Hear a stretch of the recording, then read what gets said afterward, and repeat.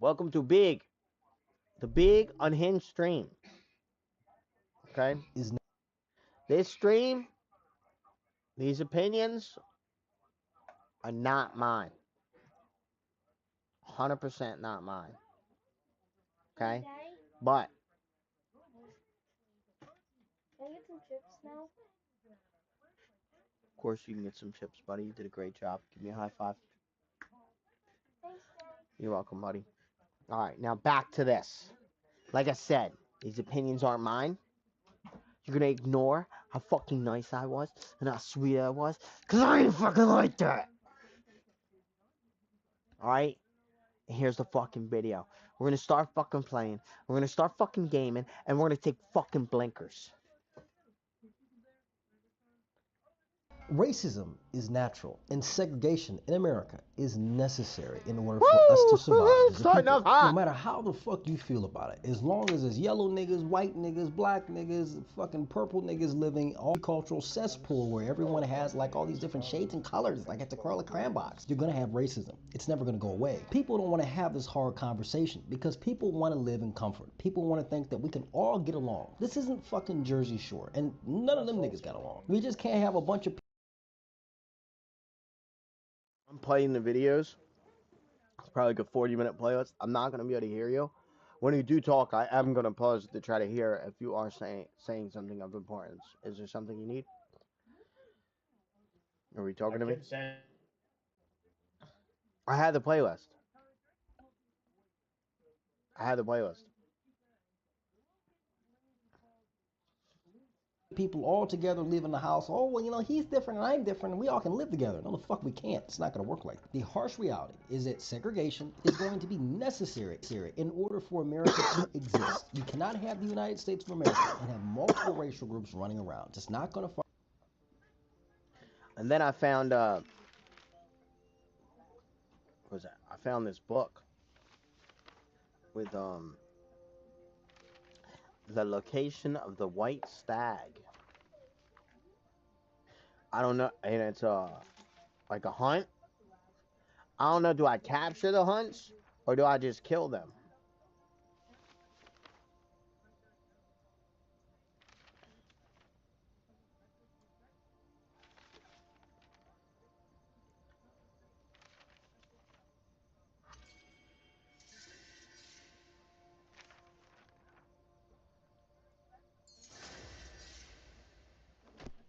That's crazy. I missed one page.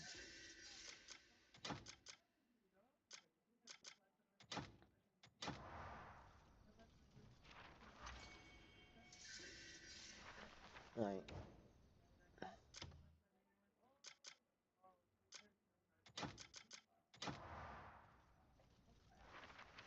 Fucking work. And this is why I say that America can only do it with two, black and white people. White people being the majority, and with black people having such a significant cultural and social influence within the country equal to white. That's it. But even with this, there still has to be some form of separation. There has to be I ain't some got form nothing to of do with his separate unhinged people thoughts. and freedom of association. God If white damn, people want to he's go live with talking white people, crazy. let white people live with white people. I get tired of reading articles or saying, oh, this place is too white. We've got to add some more niggas into the community.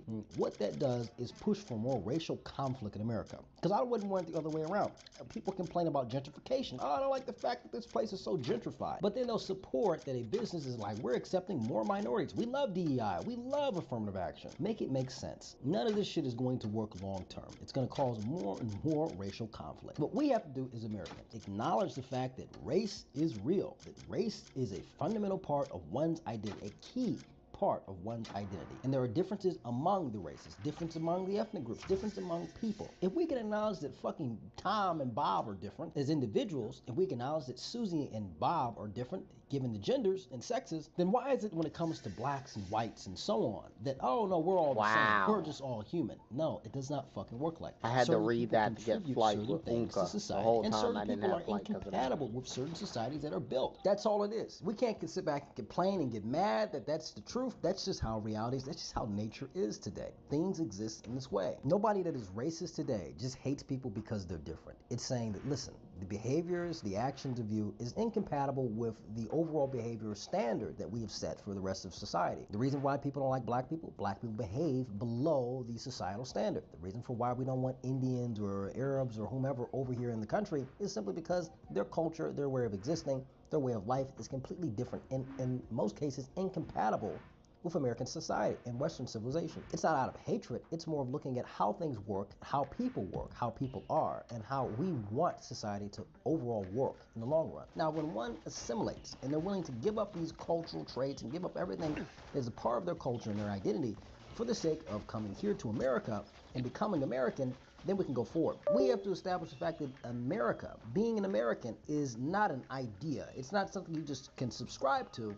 It is something that you are born into and is passed on throughout the generations. But once we have that, we have to acknowledge that certain groups of people are going to contribute certain things to this collective of the America that we know, the United States that we live in. This is where the segregation comes in, these separate but equal. If white people want to live with white people and black people want to live with black people, so be it. Allow them to do so. The more you allow us to be with our own people and to operate in our own communities, the more we're going to have a better society. But the more we push for everyone to be integrated and everyone has to work together and everyone has to fucking, it's just not going to work, and we're seeing it today. Integration was the worst thing that ever happened to America, and diversity and multiculturalism will continue to be a cancer and a parasite on our country. We have to acknowledge this and accept this for what it is, instead of trying to fight against it and put things like, universal, we're all together reading Rainbow Garden. It's not going to fucking work. This Care Bear shit, this Teletubby hungry fucking, this is not good. We as Americans have a hard conversation how we want to go forward racially, how we want to go forward as a collective. Segregation is natural, segregation is necessary, and racism and race is real and natural.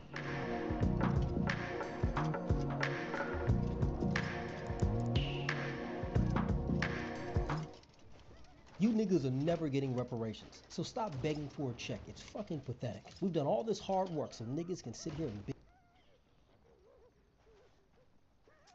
Oh my God, Jesus, dude, you gotta watch this, dude. He's crazy, dude. The shit he's saying, he's wilding out, man. I can't believe the way he's talking right now.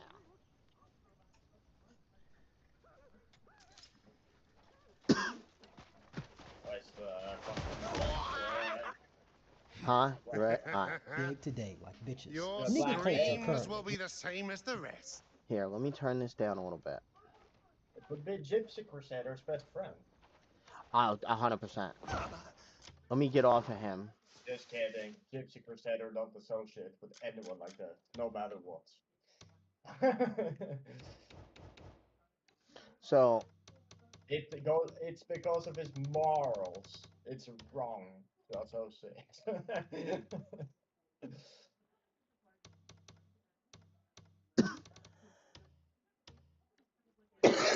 all right. And I'm going to restart this one because he started this one off hot. Super hot. Yeah, super hot fire. He was going in from the start. Let me jump back on him.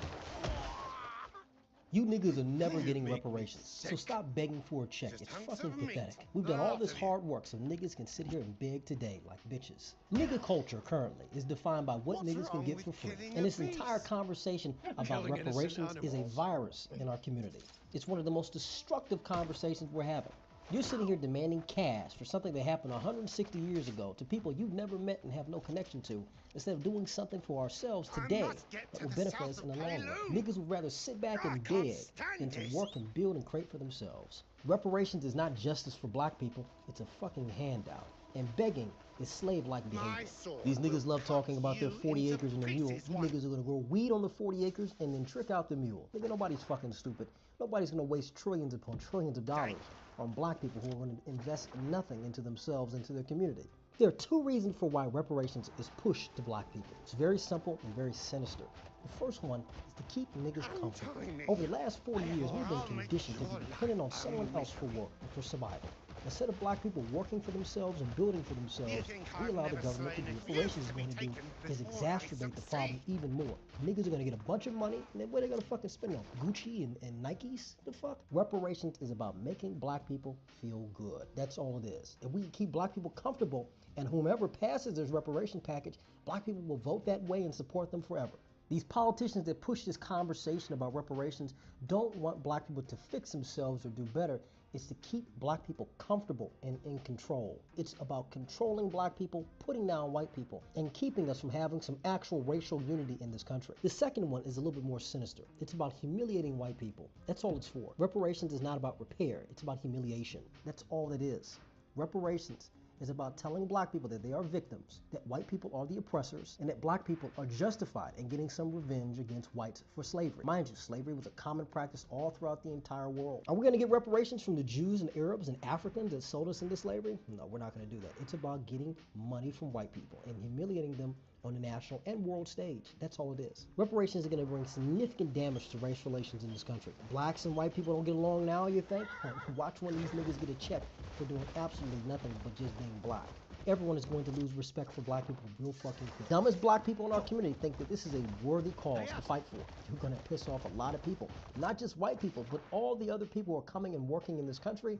Hispanics, Asians, they're going to be significantly pissed for black people getting something for free. Newsflash, slavery was not that fucking bad. Slavery, I mean, in the long run, I benefit from it. It's a good thing that Abraham Lincoln got shot and killed because guess what? I'd be back in Africa right now. I'm glad I live here in America and I can thrive and have all the opportunity at my disposal, and I will do something with it. I have the opportunity to do something with this existence here in the United States. Where the fuck you gonna go, Africa? Nigga, please. I don't want to be in no damn river hut. I want to be here in America where I can thrive and I can win. And that's the greatest opportunity, the greatest thing you can ever have.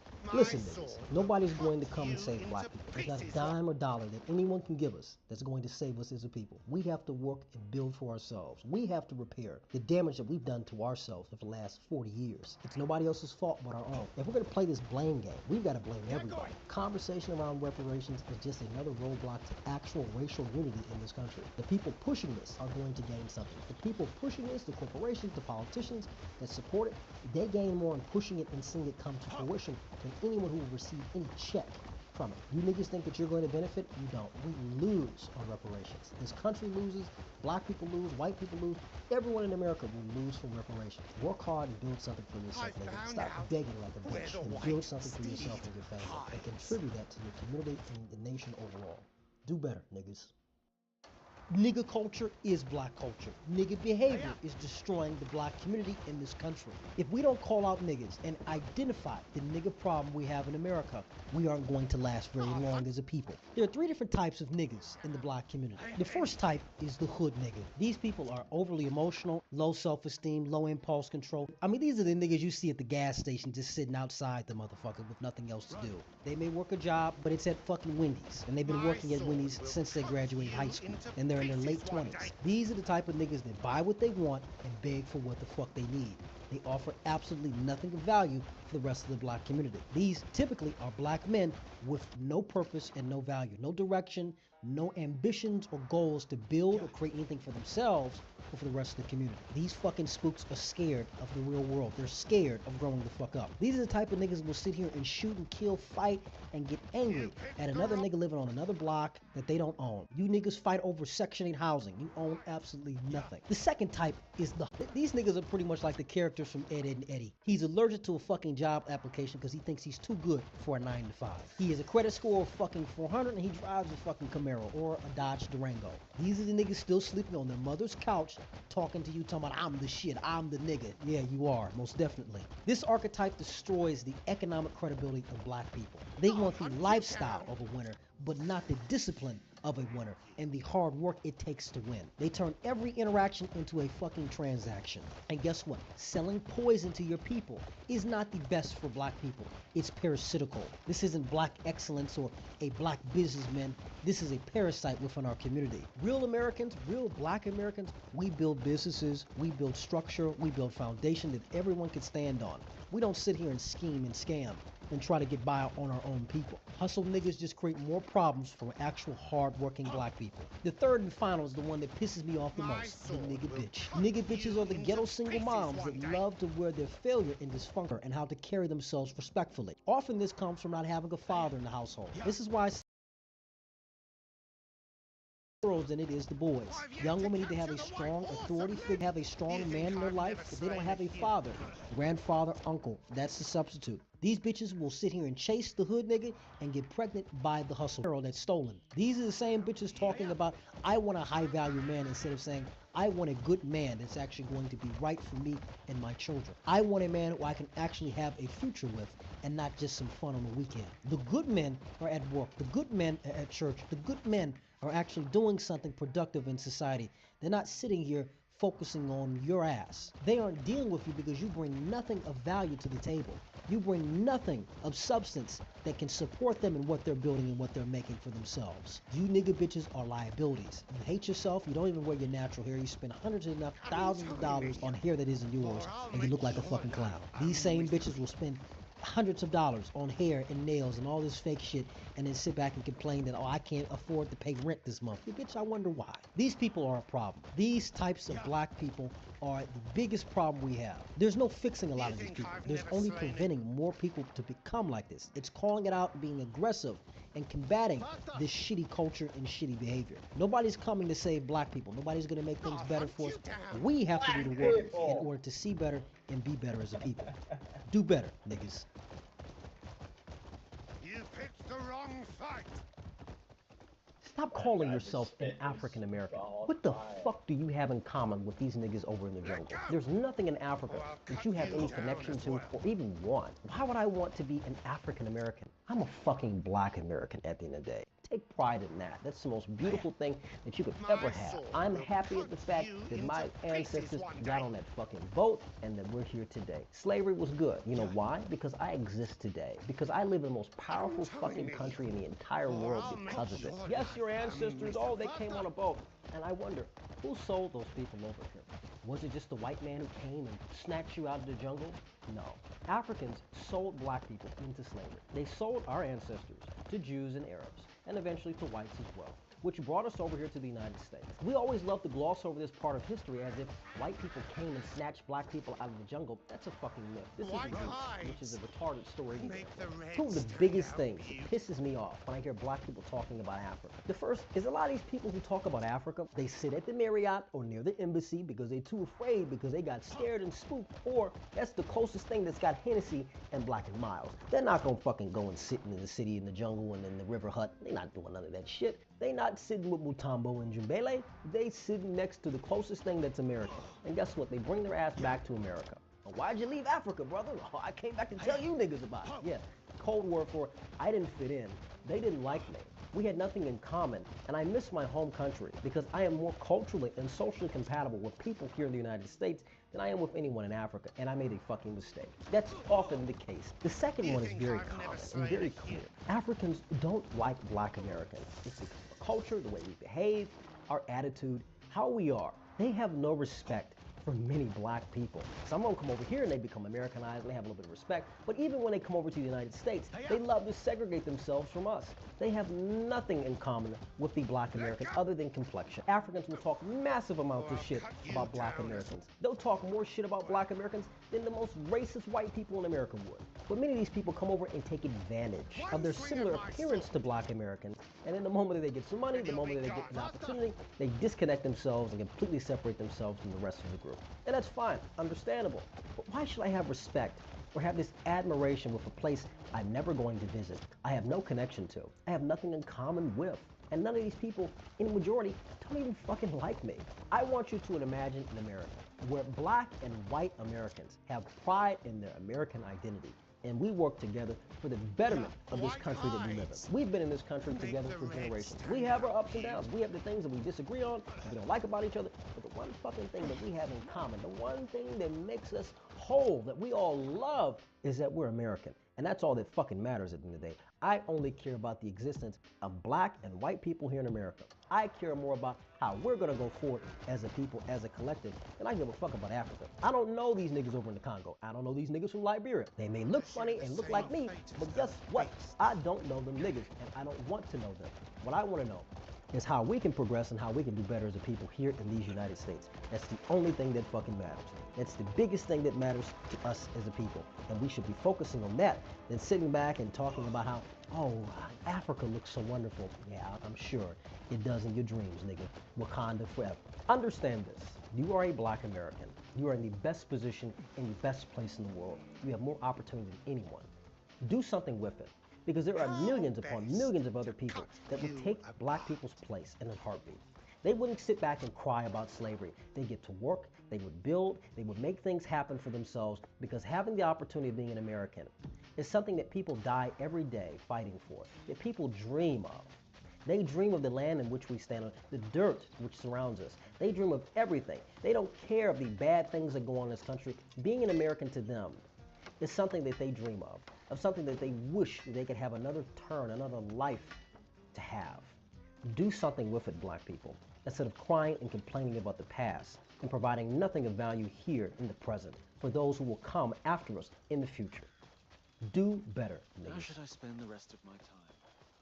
Oh, perhaps with a cup There's of something on your fine mind? fruit tea. Black people are too fucking stupid to understand what's going on right now. You niggas are outraged over this? Look at this shit. What the fuck is this? Is retarded. You're mad at this? You're fucking crying and talking about racism? This is retarded. But you useful idiots are outraged at this? I am more offended that you think this is serious, that you take this seriously. This is the goofiest shit in the history of goofy and shit. Here's what's really going on. Black people are the biggest political pawns in this country. On a drop of a hat, a drop of a fucking dime, you niggas will What'd you say? get outraged.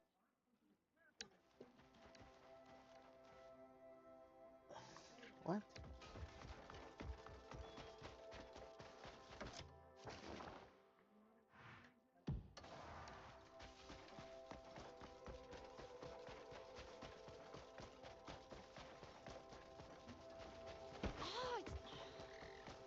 And guess what?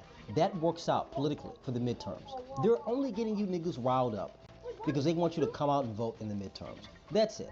They've been sitting here defending illegal immigration, which hurts black people at the end of the day, crying and whining about fucking Somalis and Mexicans and all this other shit, when your black ass is getting fucked over at the end of the day. They're supporting your own replacement, but also meanwhile saying, well, guess what? We haven't forgot about you, black person. We haven't forgot about our black political pawns. We haven't forgot about the people that we love to use, only to win elections. We use you when it's convenient. We haven't forgot about you niggas. They do this every time during your fucking midterms. The biggest example of them using you every time for election. They did it in 2020, they did it in 2018, they did it in fucking 2016. They do it all the time to get niggas to come out and vote. Either they fucking highlight a nigga getting shot who's worthless and adds no value, see Trayvon Martin, see fucking George Floyd, or they'll get you to be offended over the smallest shit, because black people are the most politically illiterate people in this country.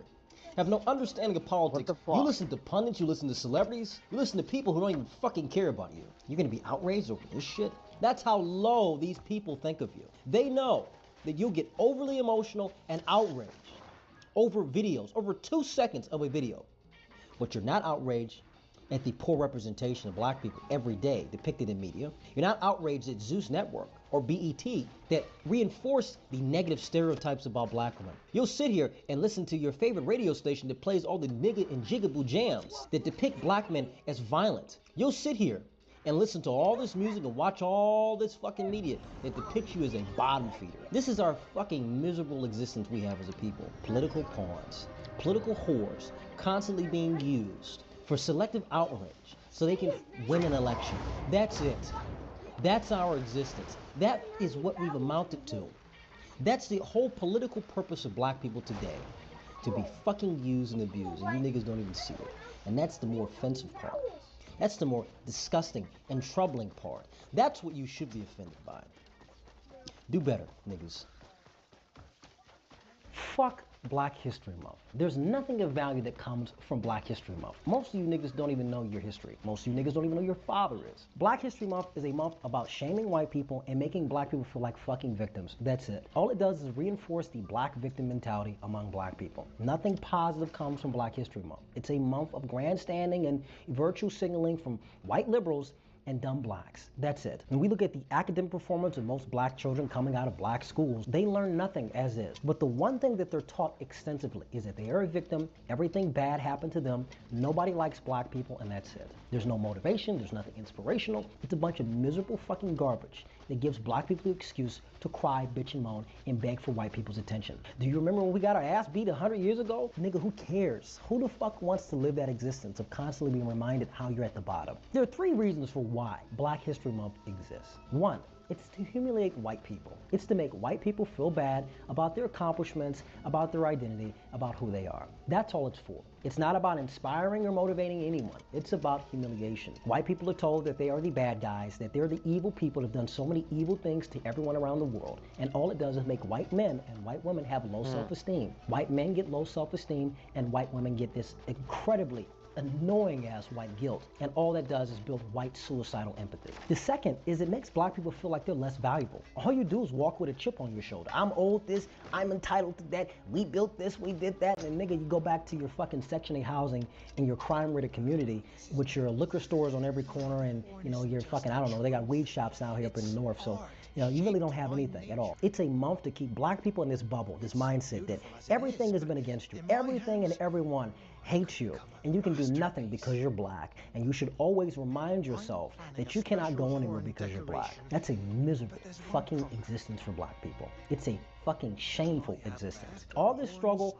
all this heartache, you would think that they would push the more positive stories, the more positive tales, and they do in some cases. But in the majority of cases, it's crying about slavery, crying about Jim Crow. Oh, the KKK came and lynched your grandfather. Shut the fuck up. Nobody cares. Do something productive rather than crying about the past events that you have no connection to and can do nothing about. The final is very sinister. It's extremely evil. It's keeping blacks and whites at each other's necks, hating each other. If you teach black people that white people are the enemy and have done all these horrible things, and you tell white people to have no pride, have no purpose, have no identity and respect for themselves, then guess what? These people can never be empowered and go forward. We live in the most powerful country in the world. We live in the most advanced nation in the entire world, economically, socially, politically. And we have a people that have been told that they should hate each other, that they should continuously remind each other that they are enemies. Black History Month is for the political elite, black and white, to profit off of black pain and to make whites weaker. That's it. To make people more consumers, to make people more docile, and never have them actually taking power into their own hands and carrying themselves forward properly, carrying themselves in a respectable manner. Black History Month is about suppression of everybody, not just black people, not just white people, but Americans as a whole. We should abolish Black History Month, get rid of it, and establish a month where we as Americans champion our excellence, our unity, not our diversity, which is a cancer, but our collective unity and the common purpose and the common ideals and the common focus that we have in securing this nation and progressing it as far as we can.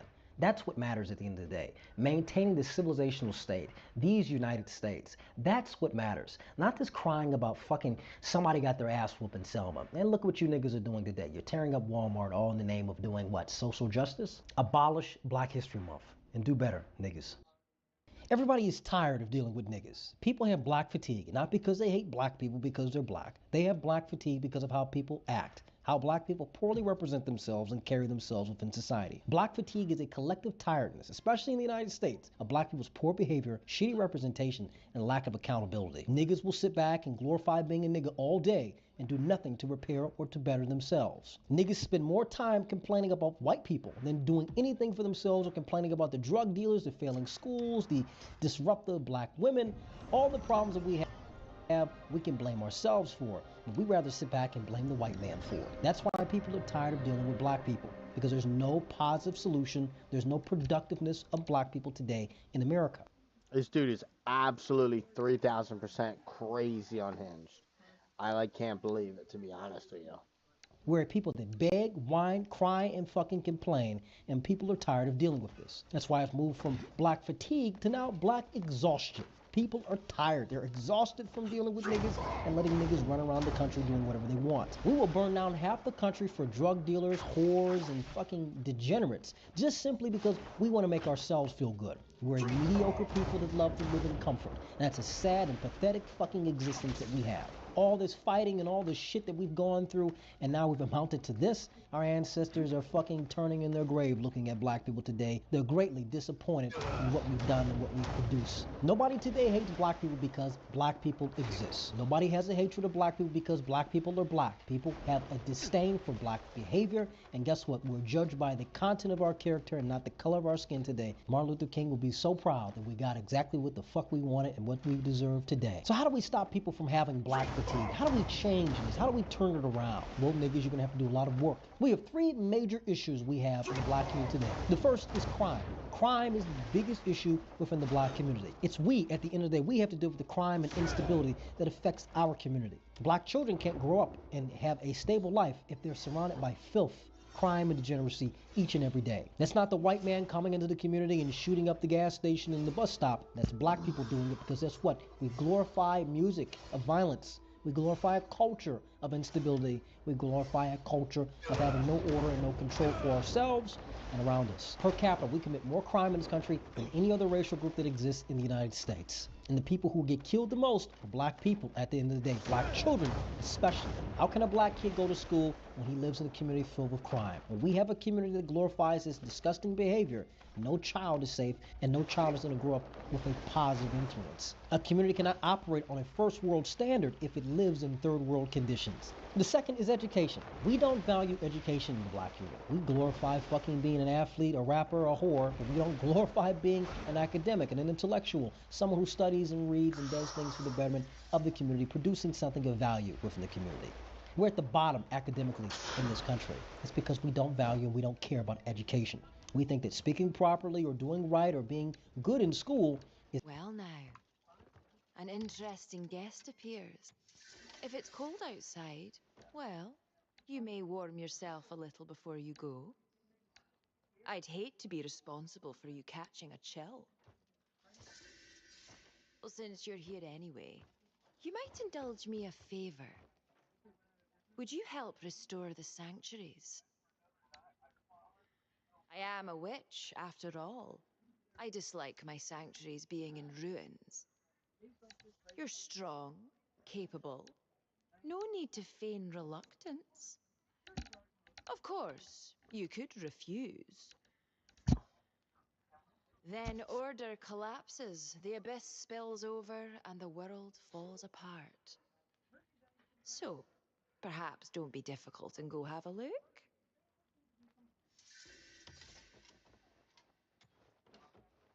Anything catch your eye?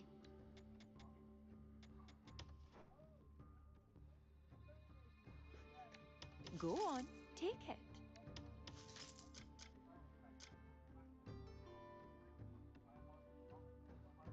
Will this do?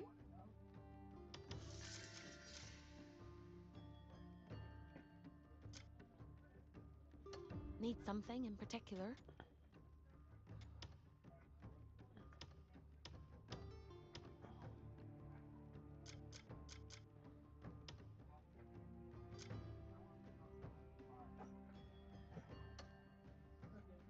Need something in... Oh, just a parting omen. The jaws of war await you.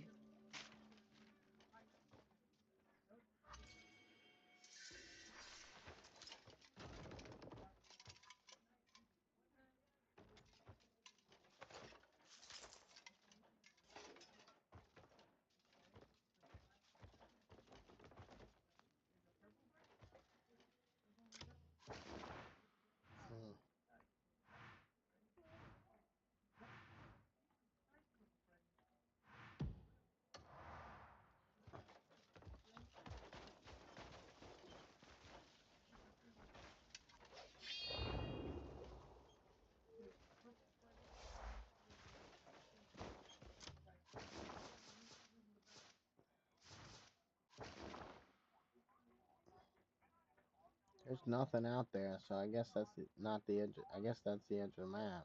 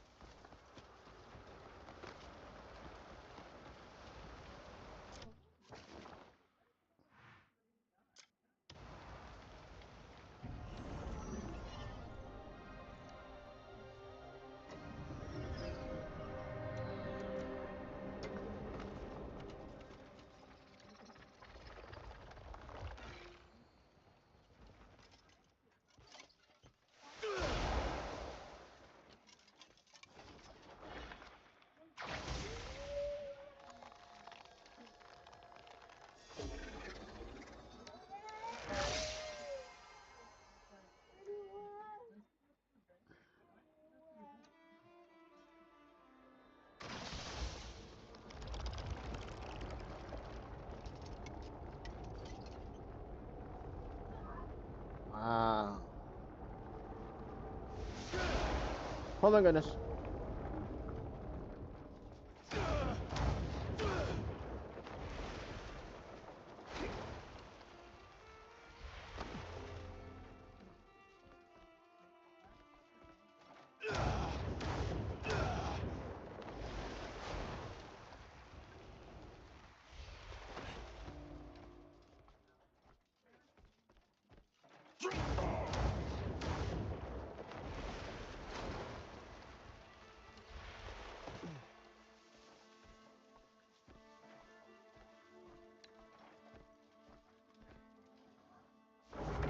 Oh, snap.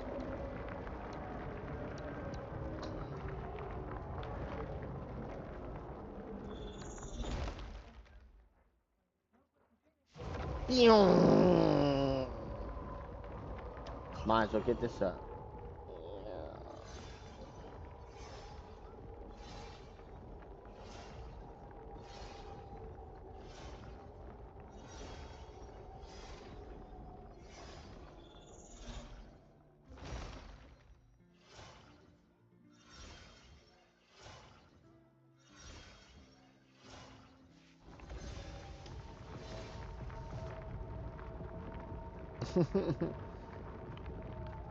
There you go.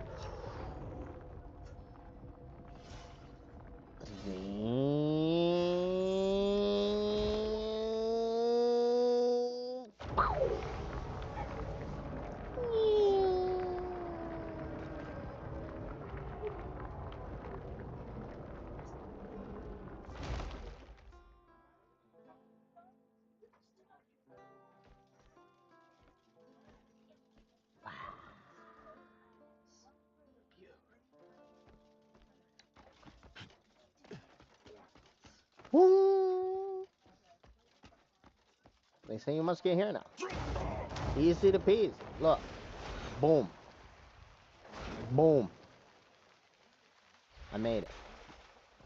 Now what do it teach?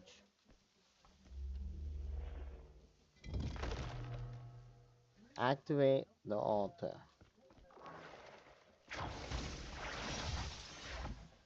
Okay.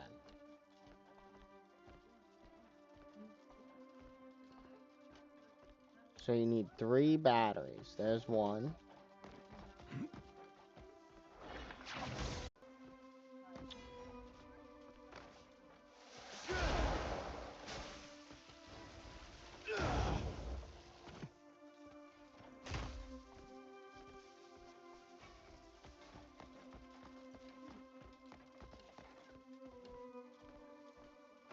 Oh, thing.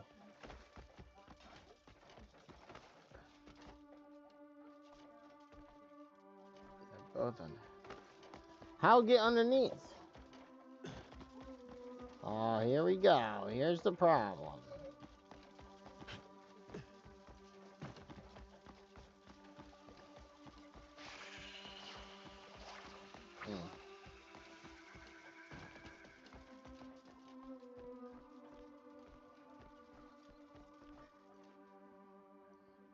Yeah, but what is continuing going this way now? Dude, I'm confused. Fuck me. Yeah, what's over here?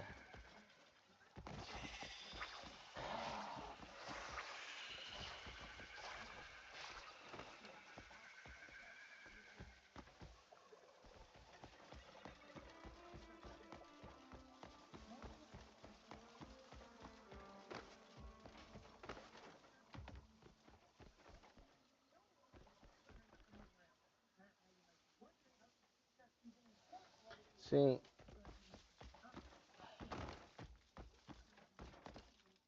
it's one of those things where, like, if I fuck up, I'm gonna end up on the bottom of the map.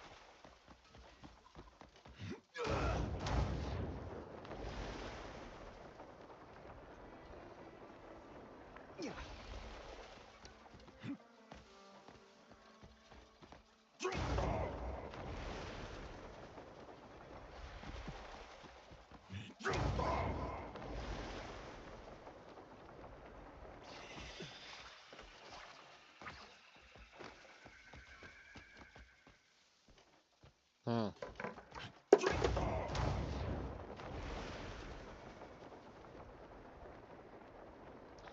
Dang, dude, I can't find where to go. Ah!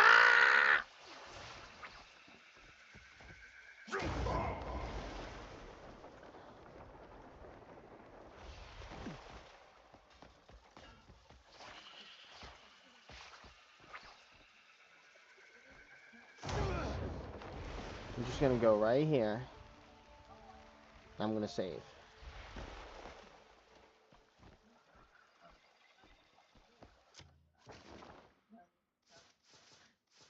We're probably gonna have to look it up. But I wanna save for when I fuck up. You know what? We're just gonna look it up. So there is no fucking up. There's no fucking up if you just look it up.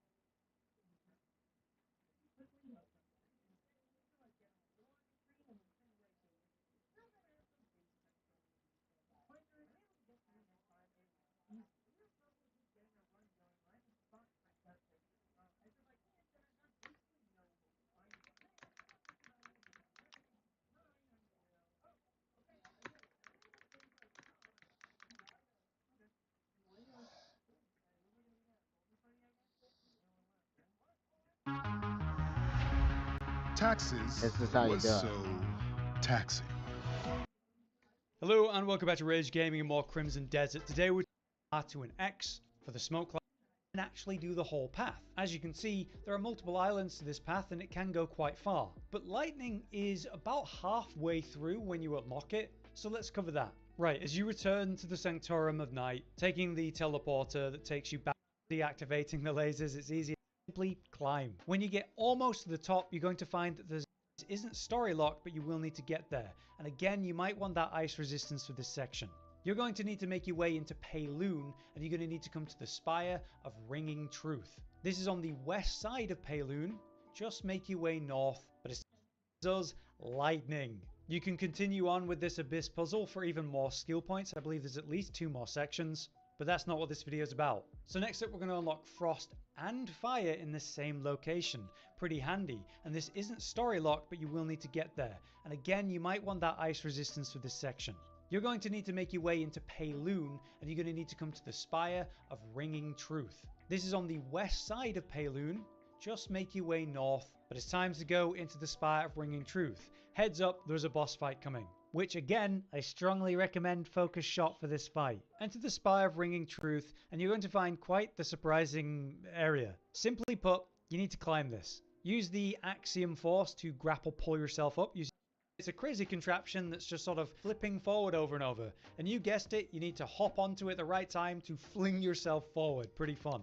Good luck making it across, and when you do, there's a button to palm at the end, ending the puzzle, getting us our next skill point. From here, we activate the next portal section, which is basically just elevators in the dark. You have to wait a really long time to activate the waypoint. Now to continue on, we need to get the firepower. So go to the next portal, power the transfer section, which is around the ground level, shooting all of the orange or yellow markers. So they turn all of them once you're there. But the story naturally brings you here and gives you the key. Specifically, you will have to do a boss fight section as Damien. But yeah, after that, you gotta lift it up. Then we're going to go back up. Damn.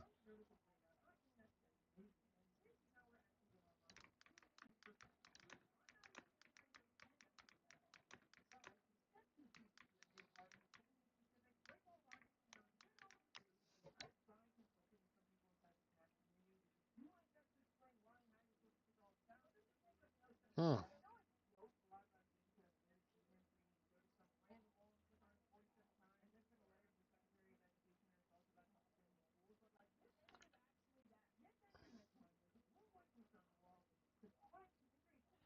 How do you get past it though?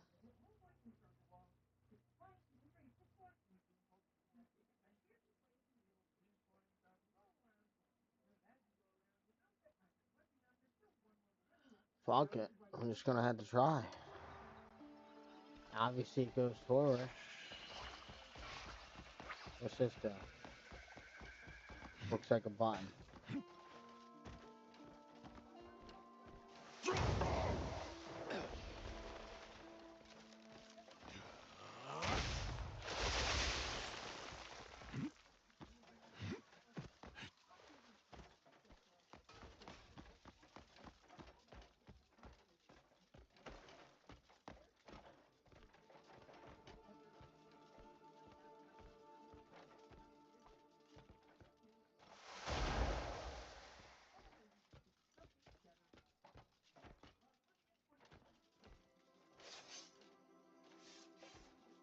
Okay.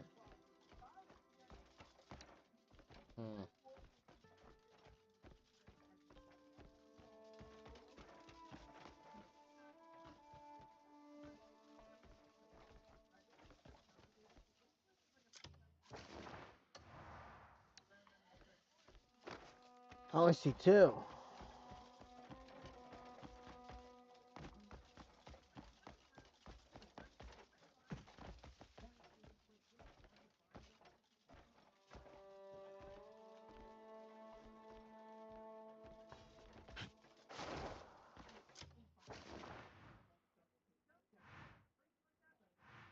Altar of Solitude.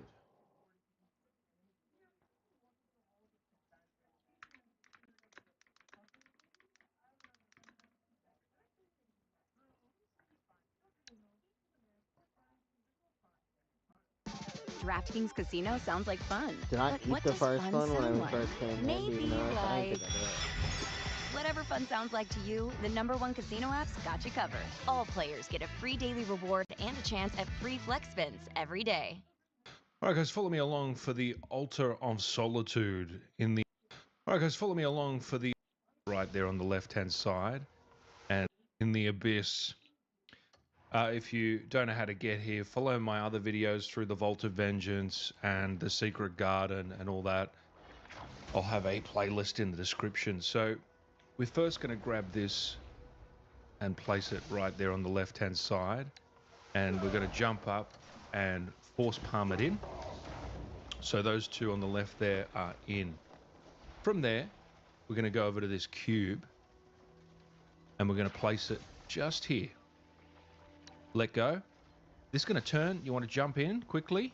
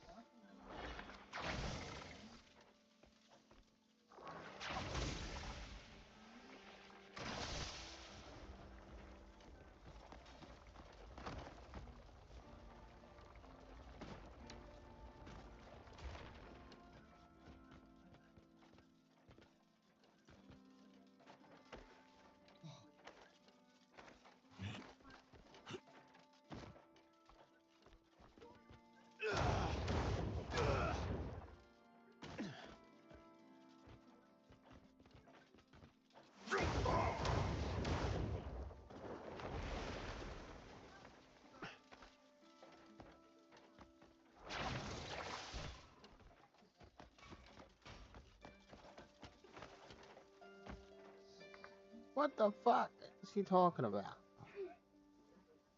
And so we're first going to grab this and place it right there on the left-hand side. In. From there, let go. This is going to turn. You want to jump in quickly? Bang. Jump in. Now, what you're going to do is there's another little node in here that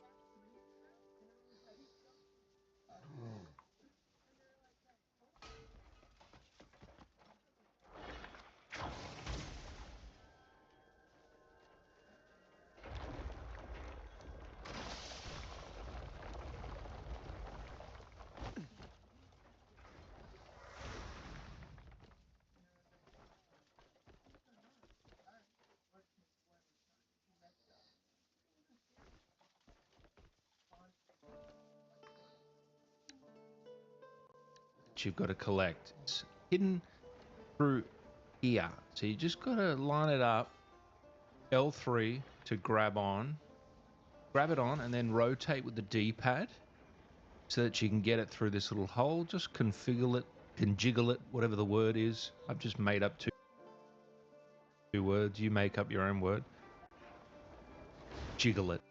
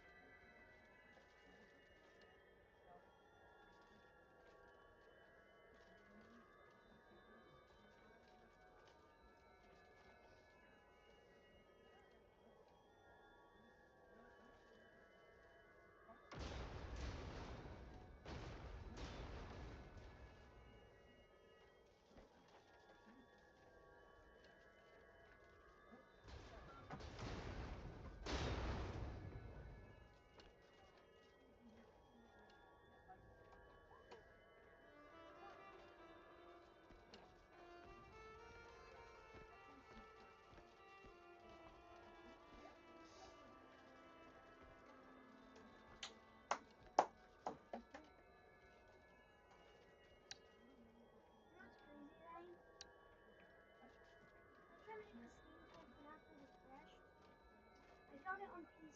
I got a PC, so it's fine to get it. I got it on PC. Damien, I'm trying to concentrate to get this place. I'm sorry. I'm having a lot of trouble. I'm sorry, Damien. I'm having trouble between the camera and it's not rotating correctly, so I can't pull it. And I'm really struggling. And I can't have you be talking to me and concentrate on that at the same time. I'm getting extremely frustrated. I apologize.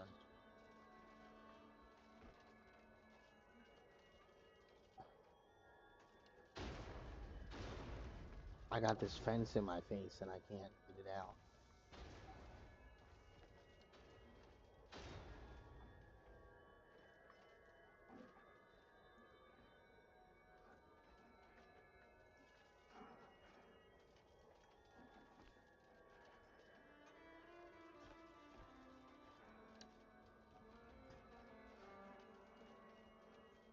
Where is it? I can't tell where it is. It got stuck in the next room when I finally got it. I can't tell where it is.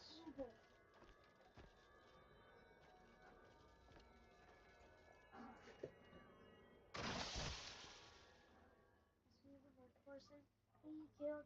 Yep, he killed. 14. Killed 14.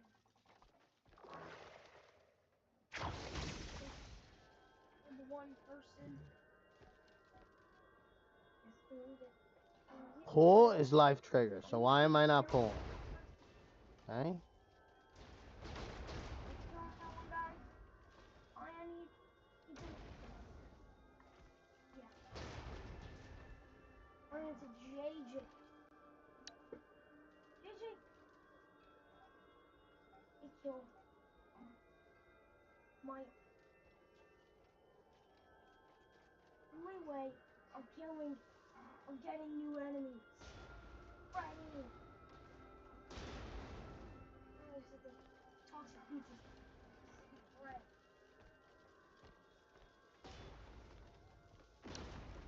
Are you gonna tell me he got it through that middle one? Let me see him get it through that middle one. It's not a made-up word, you fucking idiot. Okay. Maneuver it around and bring it through this hole.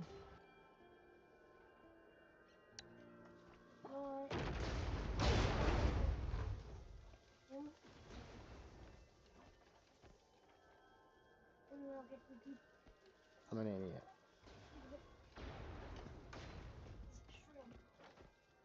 These enemies are bites now.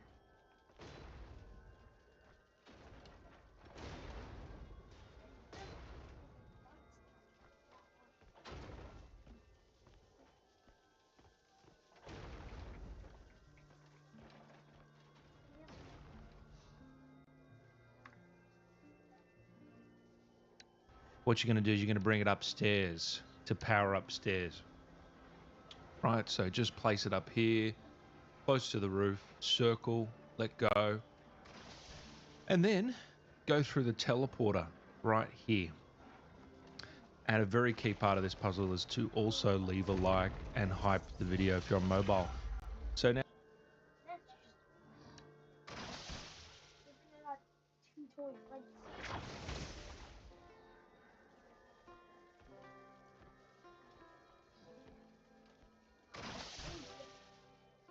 Rage. Ah! Did Freddy just kill another Freddy?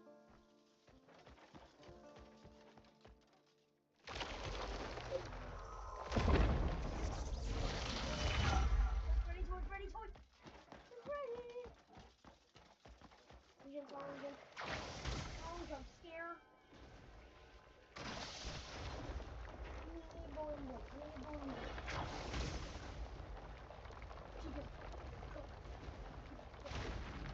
Best jam.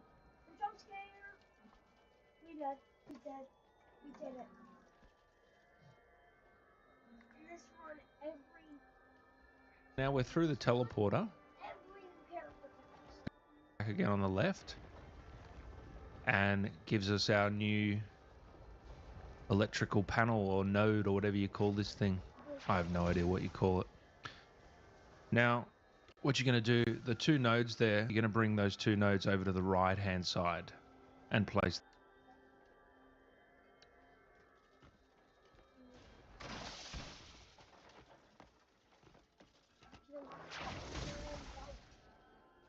So I think go.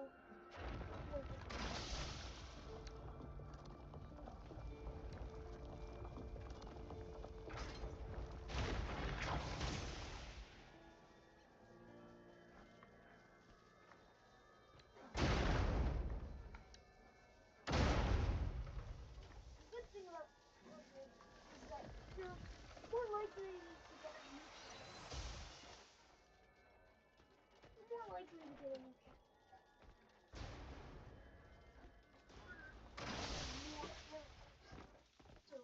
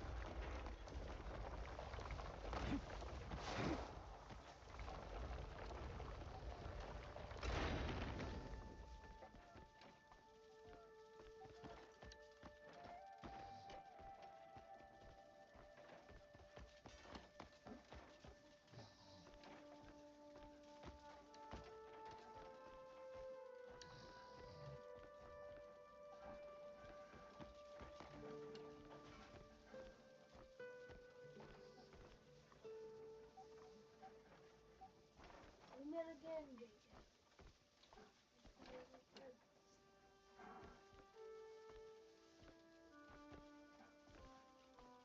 Hey.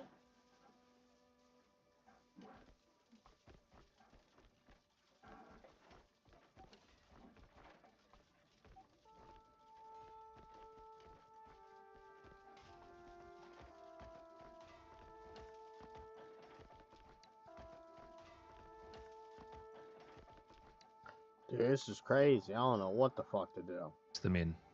Circuit, force palm that in. We hop in the other panel. I still don't know what to call this thing.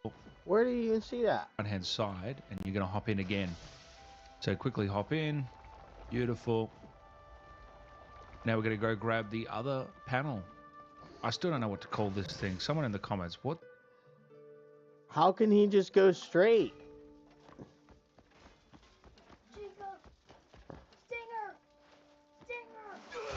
Oh my god. Literally all up to the stinger. Hoppers. Boom, boom. Unscrew boom.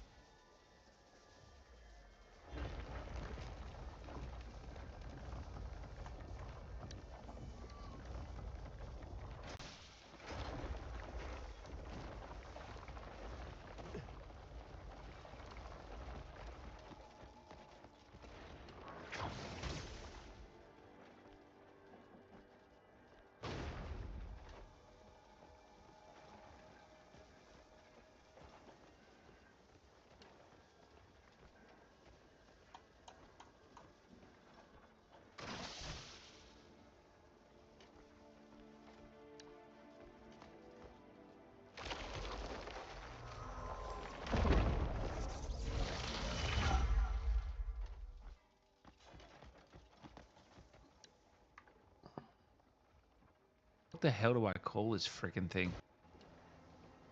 Wasn't too bad in the end. Once again, you got to move the cube so that it rotates and bring it to the left-hand side.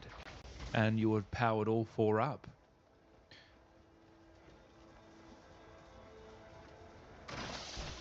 Force palm it in now, and all that's left to do now is put the cube back in place, and that will finish off the Altar of Solitude.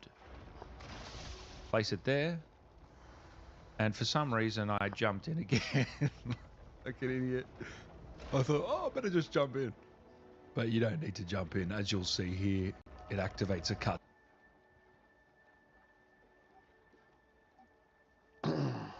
I'm making sure, dude. Because that shit was annoying.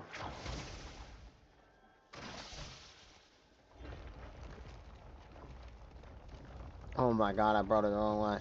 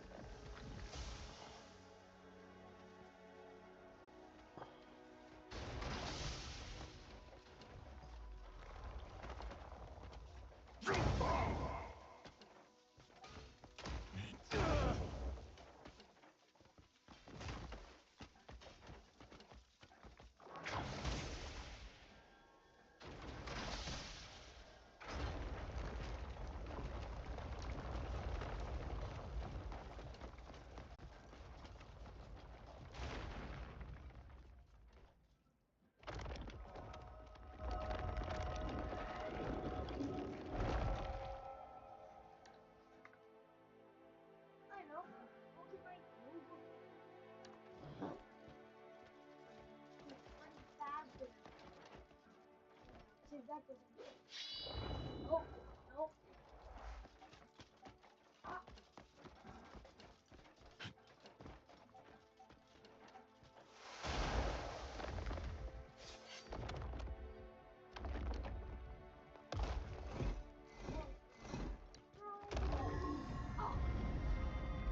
Yes!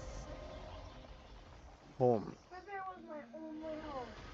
That there was my only hope. We got him with Phantom Beauty. They were gonna replace Beauty with Phantom Beauty. Can't believe it. We're already getting a FNAF 3 blue. Go next. Cheat next one.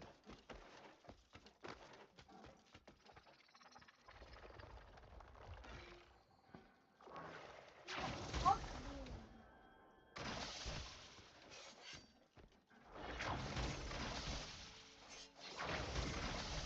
you. Ooh, we're about to go next.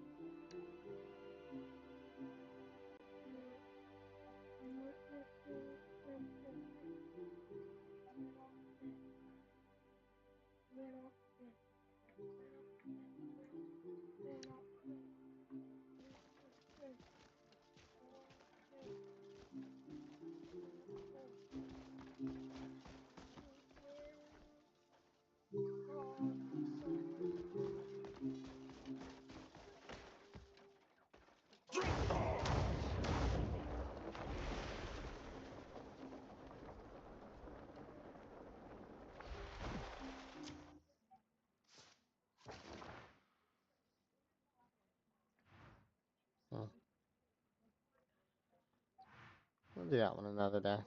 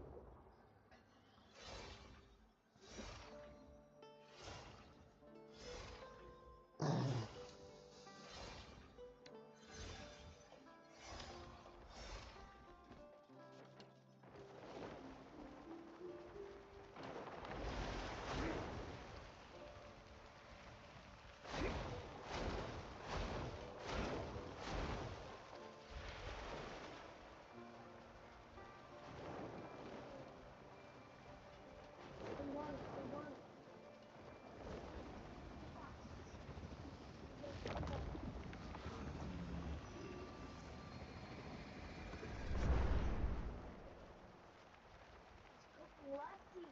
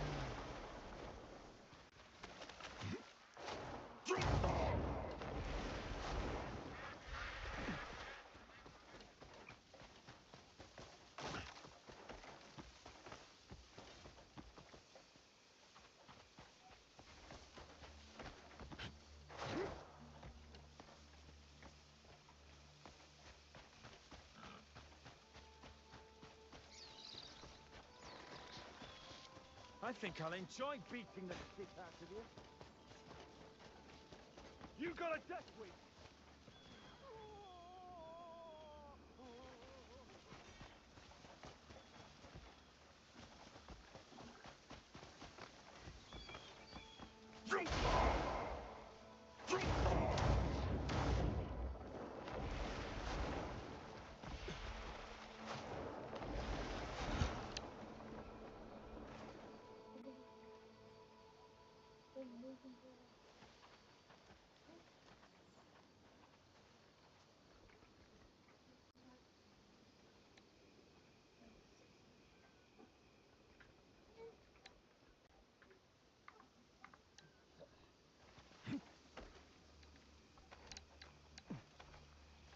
Ah, when you sell the part, make sure you mention my name. The part craft. Took you long enough to get here.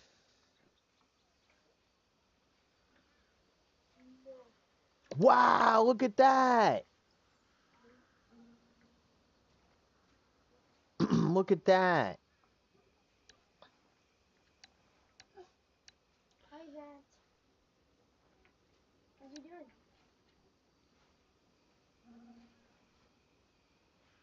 Cuckoo pack.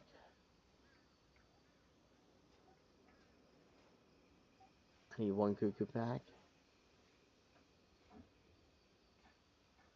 Oh, it's you. Come to admire real craftsmanship.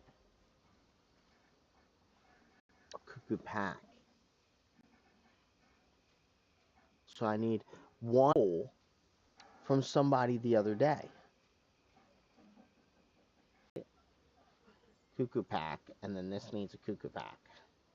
Oh, it's you. Come to admire real And then we make craftsmanship. the You cuckoo got a rocket problem bomb. with me?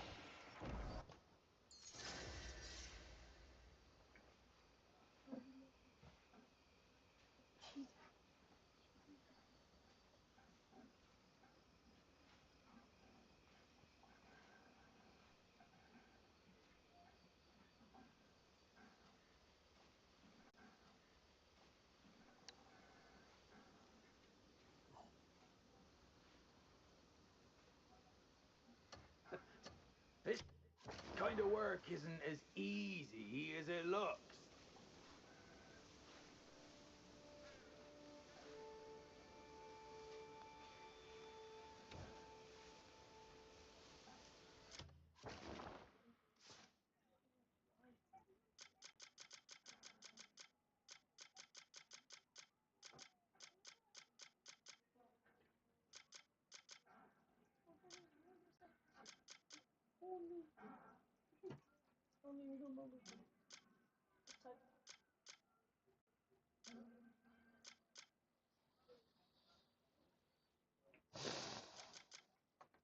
Hmm.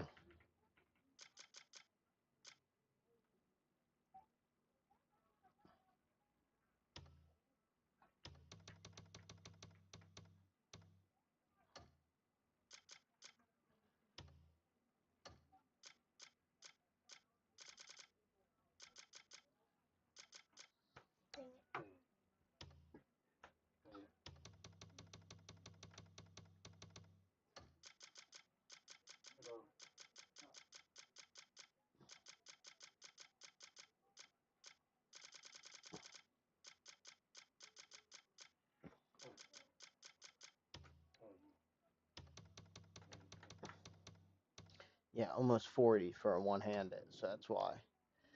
And then I think it's the same thing for the acorn one. Yep, they're both almost 40. That's why I was like, these are the best.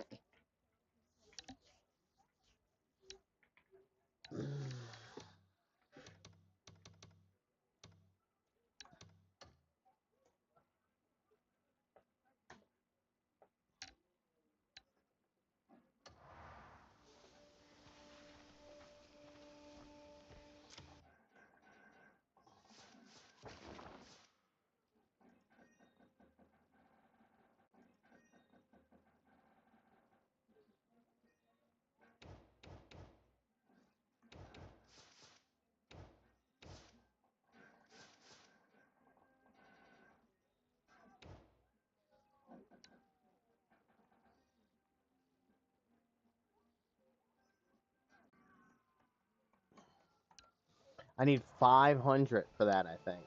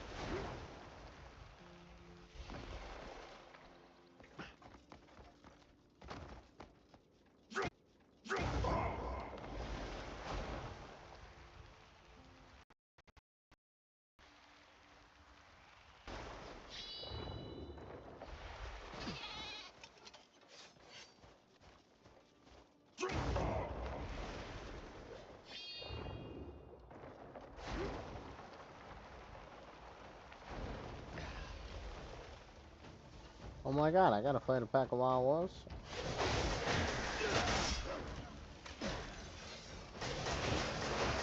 Thank you. Don't mind if I do. Free meat. And all the bones I want.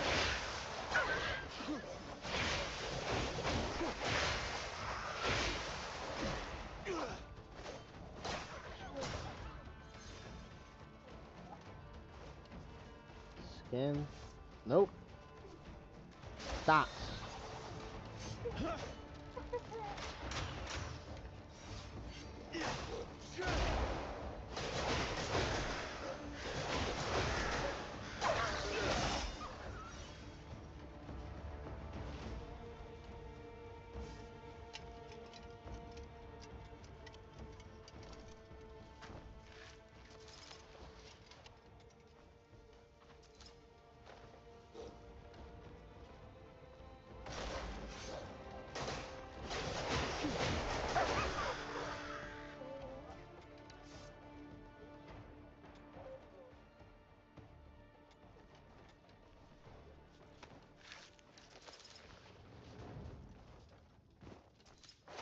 Small bones are the ones I need. Like, literally the ones I need the most.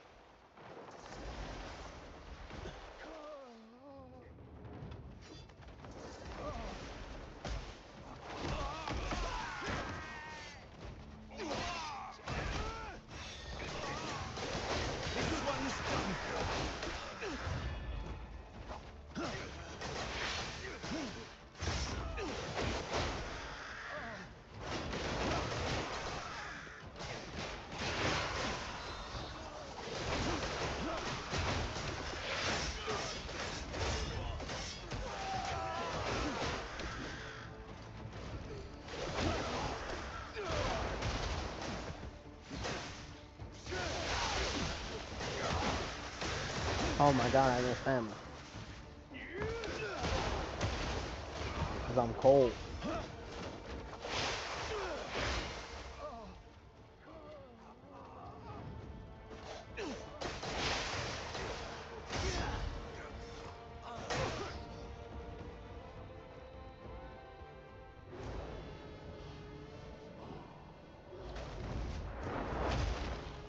Oh, that's a cool axe, actually. Whoop.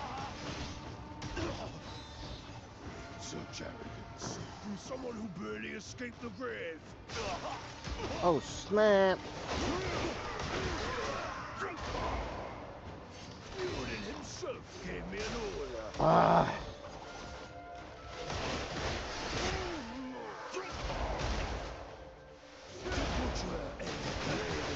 Without mercy.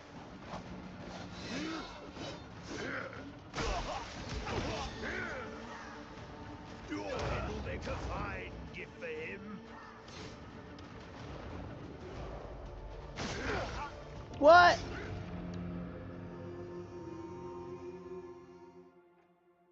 I don't have any food. That's my problem now.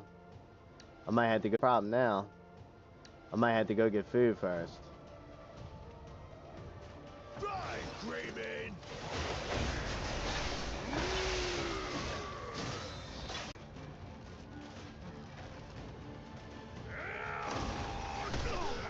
Ding! And then I gotta put my cold equipment on. Yeah, I think I might have to get food and cold equipment.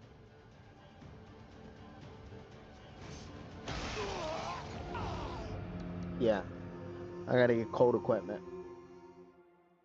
Because that shit's, it just, what just happens is that I just can't regain stamina. So the whole time I'm just stuck with like 1 bar of stamina. And since I already have to dodge like 4 moves, 5 moves the entire time before I can hit them, I'm just constantly at no stamina. So then I can't do any moves, I can't dodge, and I can't use my heavy attacks. So I need to go here, I need to get water. I need to go make food. After I make like a whole bunch of food, I gotta go get more water. Then I gotta go make palmer pills. Then I gotta go get some armor. I gotta go put cold stuff on the armor. After I go put cold stuff on the armor, then I gotta go back and fight them. So it's gonna take like 40 minutes just to get the stuff just to fight them. So I'm just gonna end up not doing it. Plus a bunch of random side quests. 2 hours. I will now go hide.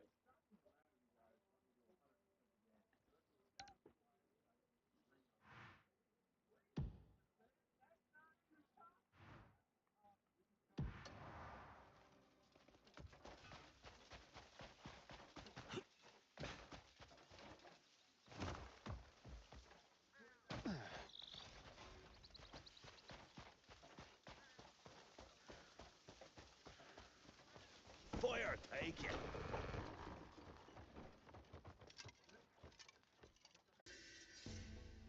These hides demand respect. There's always something better coming in.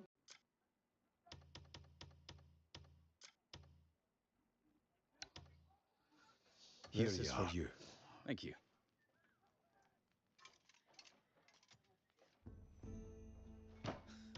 Leather like this doesn't come around every day. Quality is guaranteed. Next time you need a fine hide, you know who to see. Fire, take it.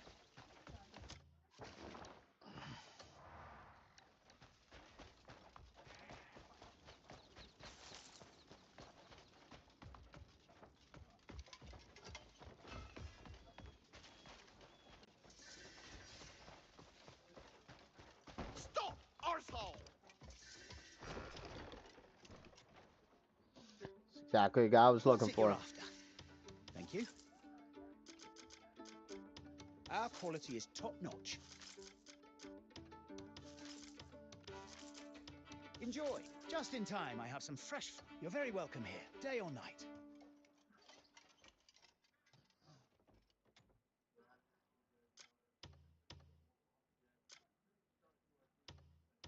I don't have anything to get him because he wants money pouches. I don't got no money pouches. Here you are. I owe you. So that sucks. Nothing I can do about that.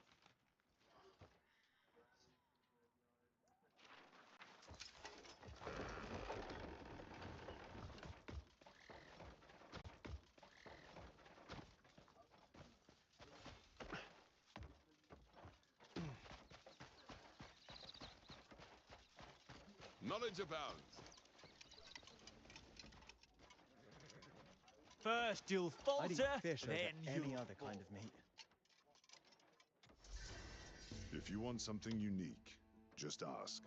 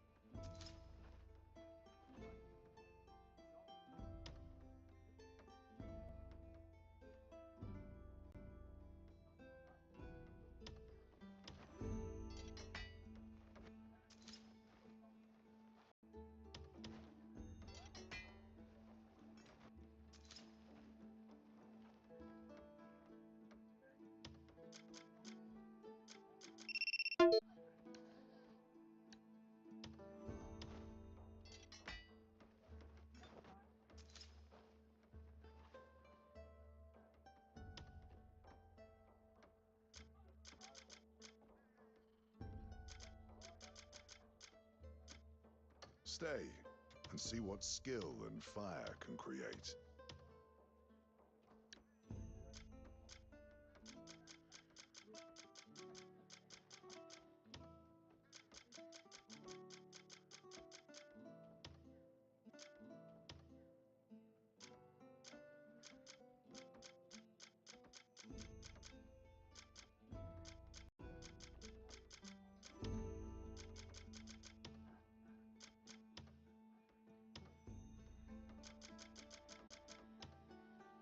If you want, I can mend what others deem ruined. Just bring it in.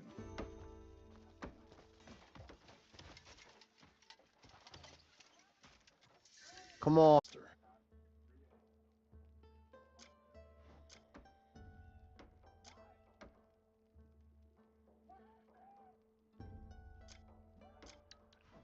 It just comes with an ice resistance 1.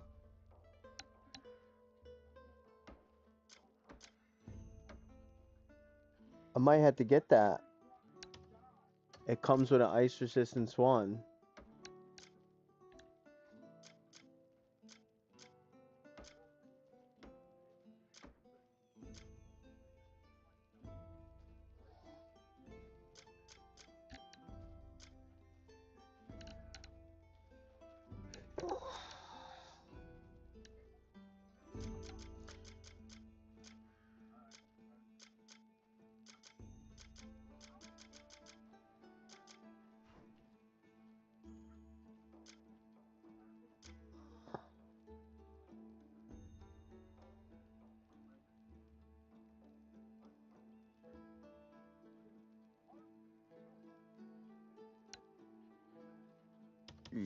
Good choice.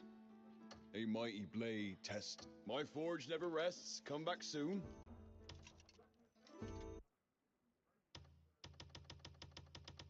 This is for you. That's worth more than coin. A mighty blade tests the horror of its... My weapons are unbreakable. All my... Drop by whenever you need an edge. Be gone from my side.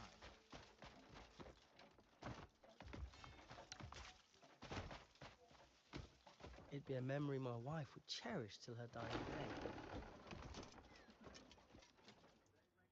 I've got plenty of fine goods and all at fair prices. Looking for... Should you need anything, you know where to find me.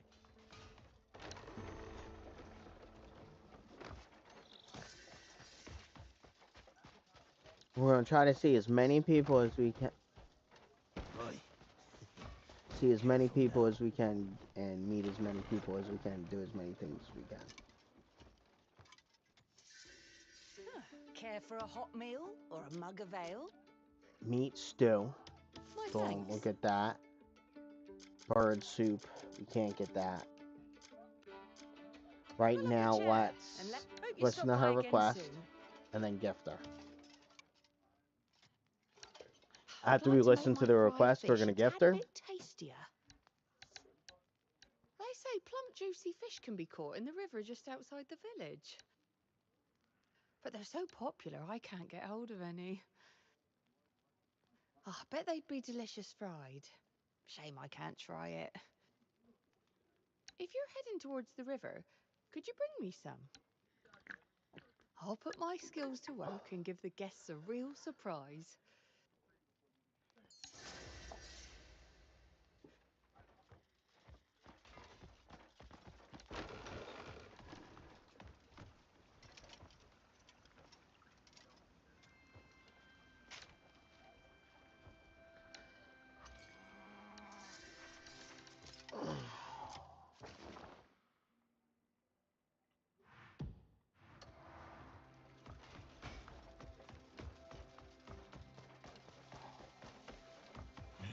Ah, yes.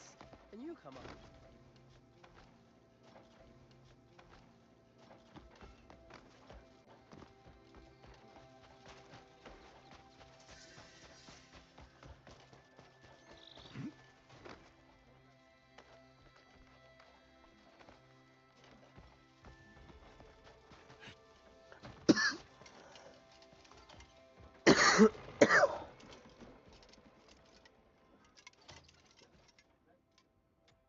You look weary. Linger a while in the light of Solomon.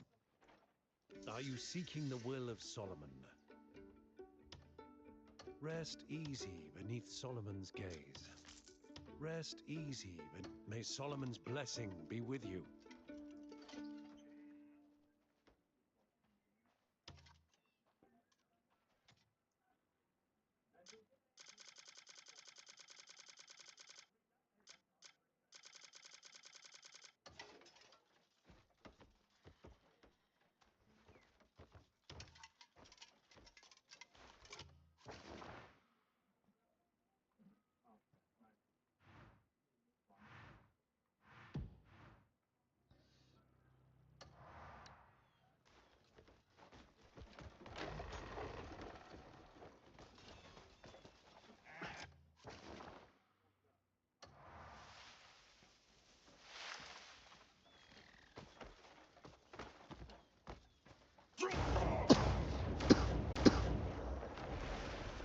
What folly is this?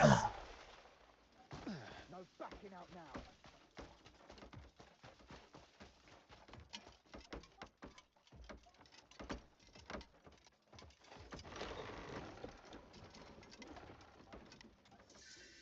Take all the time you need to make your choice. Contribution shop.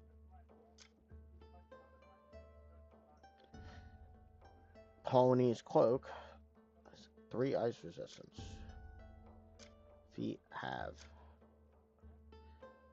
fucking no resistance.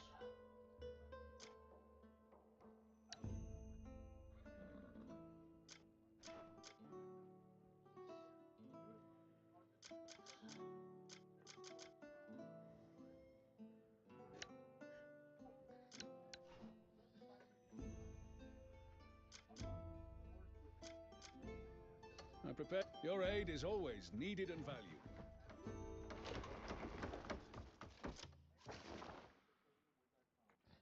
Okay.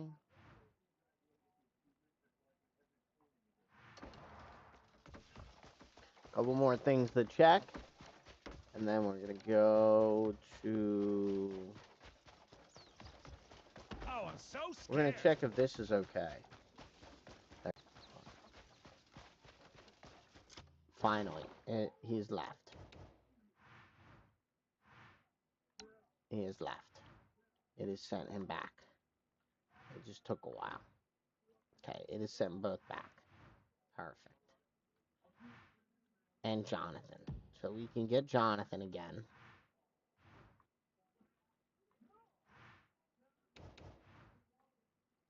After we go here.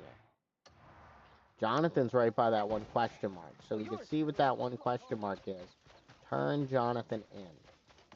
And we could go back to the shops at our place and see what everybody's got. Well, first we got to go to the other thing.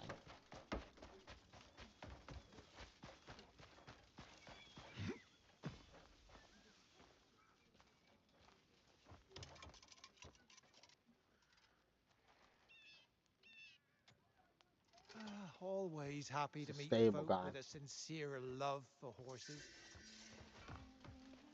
It's a stable girl.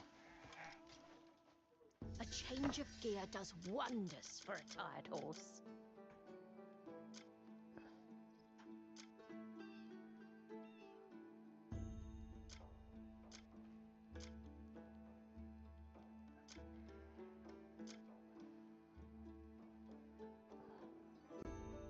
Ooh, room. May the roads be kind. See you soon.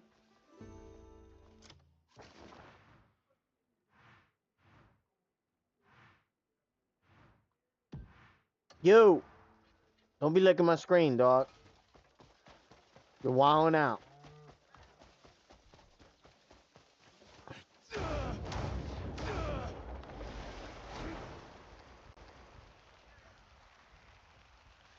Brain rot kitties.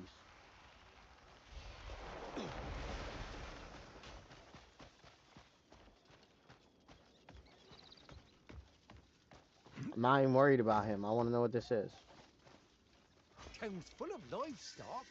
Strange no one's selling any.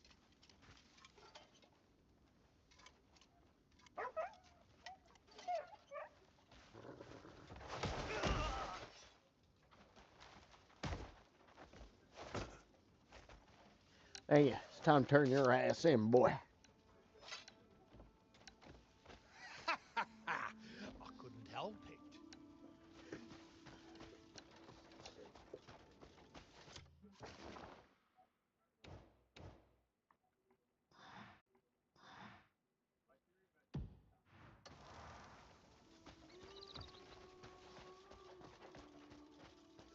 Turn him right in. Harmless prank.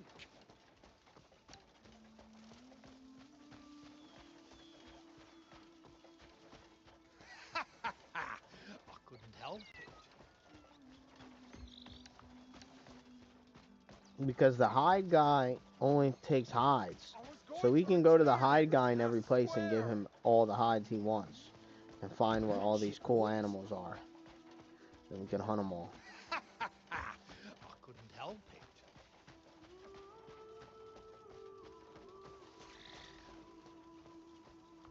You can let go of me. It was nothing but a harmless prank. Yeah, we're trying to do everything in this game. Every single thing. I didn't What do you it gotta for do, the dog? coin. I did. I'm broke again. Forever broke. This is for you. Go take a look. Impressive work. It's a low guy. That's someone. Lock 'em up. We'll run out of cells at this rate. Still, you saved me some trouble. Thank you. If you find more scum Kind of in want the to listen to future, some bring 'em music here. or something.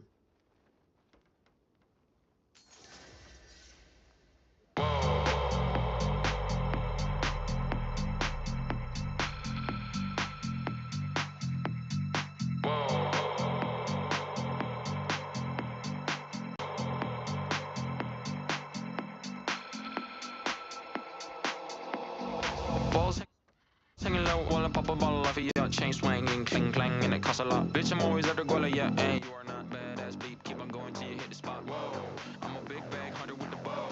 She got a big band, dump her, drop it low. Mama called me and she happy with the growth. Never ever fall for a thotty, that's a nose. Costs a lot. Whoa, till you hit the spot. Whoa, costs a lot. Spot the Kenny about a million options, so the stock and I stop doing the agreement. I'm rock arenas, bringing the peace. I'm bumping that park in the car, pretending I got all the eyes on me. Got a bad baby and she's independent. Too many people older than me that's seeking attention. When they warn me about the groupies, man, I should've listened. And the smell of the money, my strangest addiction. Balls hanging low while I pop a bottle off of your chain swinging, cling clang, and it costs a lot. Bitch, I'm always at the guala, yeah, and you are not badass bleep. Keep on going till you hit the spot. Whoa, I'm a big bag hunter with the bow. She got a big band, drop it low. Mama called me and she happy with the growth. Never ever fall for a thotty, that's a nose. Costs a lot. Whoa, till you hit the spot. Whoa, costs a lot. Whoa. I don't really ever wanna top. Only really ever wanna top. Guess I'm going back to the side. At least this money never really stop. Hey, look, at least this money never really stop. Hey, little mama, yeah, you heard about me. I'ma pop you like a pea, yeah, head of mommy. Yeah, feel so hot like I'm chilling on the beach. Yeah, baby in the sun like the Teletubbies. Balls hanging low while I pop a bottle off of your chain swinging, cling clang, and it costs a lot. Bitch, I'm always at the guala, yeah, and you are not badass bleep. Keep on going till you hit the spot. Whoa, I'm a big bag hunter with the bow. She got a big band, drop it low. Mama called me and she happy with the growth. Never ever fall for a thotty, that's a nose.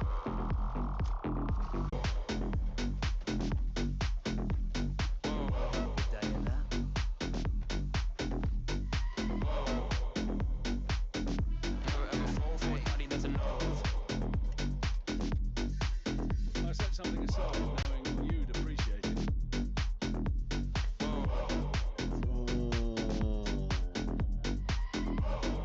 Oh, shit. Oh, shit. Oh, shit.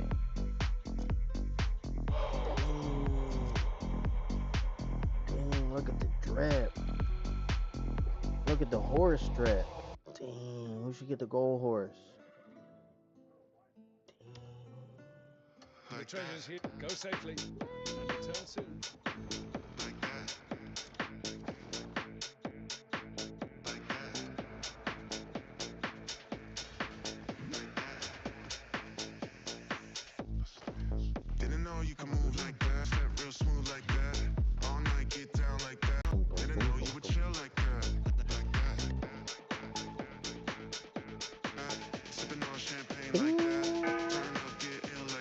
don't know. There probably wouldn't have been a cutscene, do you think? Probably not.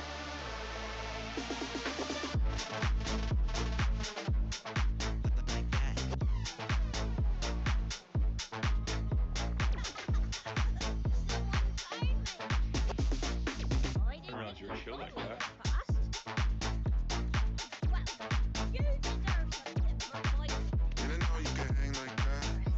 I like this song. This song too.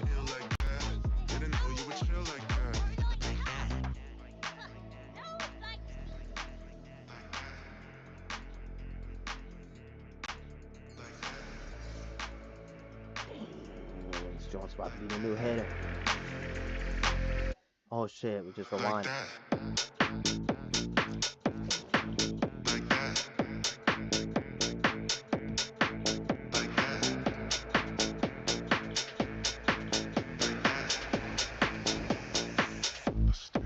Didn't know you could move like that. Two-step real smooth like that. All night get down like that. Turn around, make it bounce like that. Didn't know you could hang like that. Sipping on champagne like that. Turn up, get ill like that. Didn't know you would chill like that. Like that. Like that. Didn't know you could hang like that. Sipping on champagne like that. Turn up, get ill like that. Didn't know you would chill like that. Like that.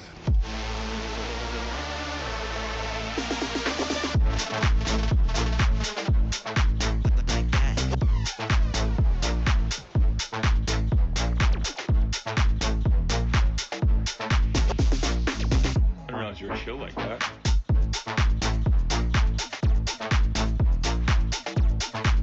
Didn't know you could hang like that. Sipping on champagne like that. Turn up, get ill like that. Didn't know you would chill like that.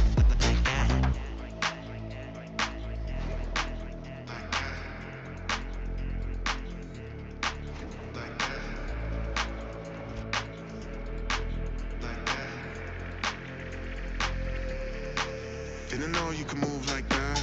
Two-step real smooth like that. All night get down like that. Turn around, make it bounce like that. Didn't know you could hang like that. Sipping on champagne like that. Turn up, get ill like that. Didn't know you would chill like that. Like that.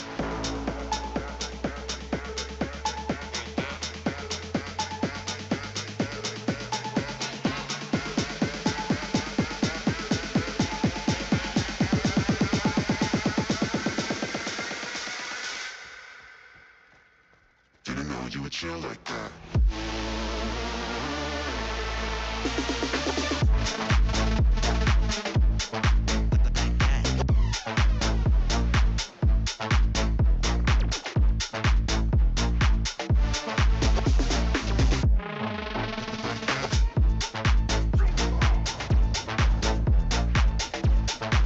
Didn't know you could hang like that.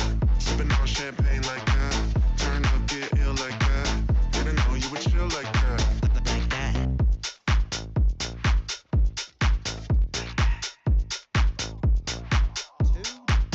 Decades at the back. I specialize in transforming garbage. I expect I'll be ready for your next project.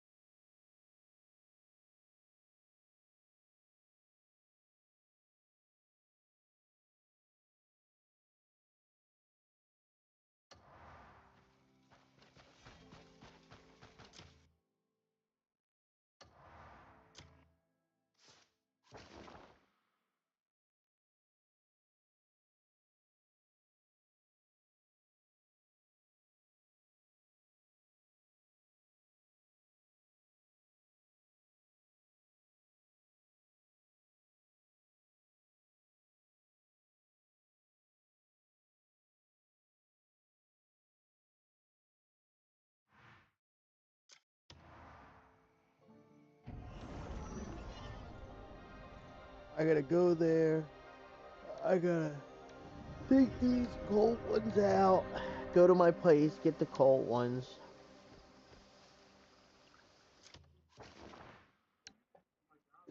And then, but is that even? Yeah. You know, you just gotta take those out. Which you really just can take out movement speed 3 and take out that one and then put the other one. So I'll just do that. I'll just take out movement speed 3. I'll switch to this. My Tarif cloak cloth. And then I'll be good. And then I just won't be cold. And then I'm gonna have a lot of ice resistance too.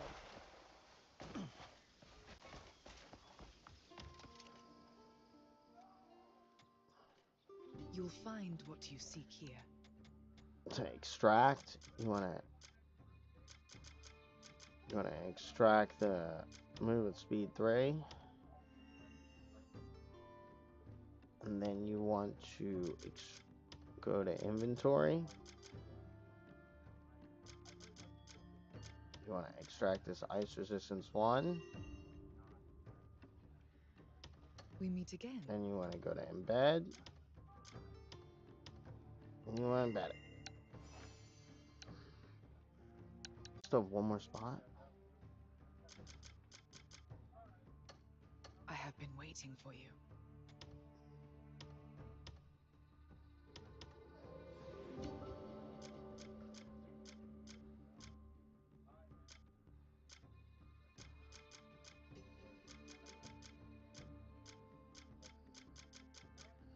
Wander at your leisure. See what calls to you.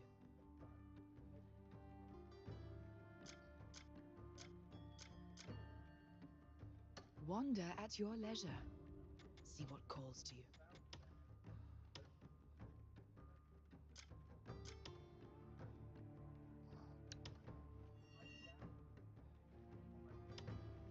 I have been waiting for. May wisdom guide your paths. Yeah, my ice resistance is 5 right now. 3, 4, 5. So like I'm really good for when I go up there now. I don't need to switch to the other person.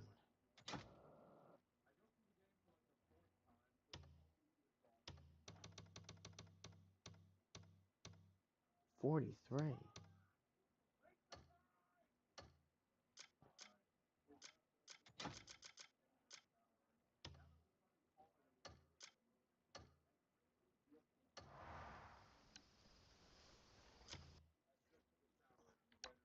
Be right back.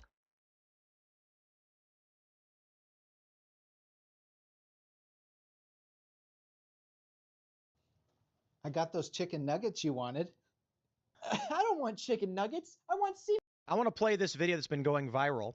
This is a, I don't know if it's an AI video or not, but it's based off of a Chinese CCP professor, people are calling him. I don't know if that's accurate, but a Chinese professor who refers to this as game theory, game theory number 18. Speculation as to what Trump's plan really is, and I find it interesting, so let's listen. Speculation as to what Trump's plan really is, and I find it interesting, so let's listen.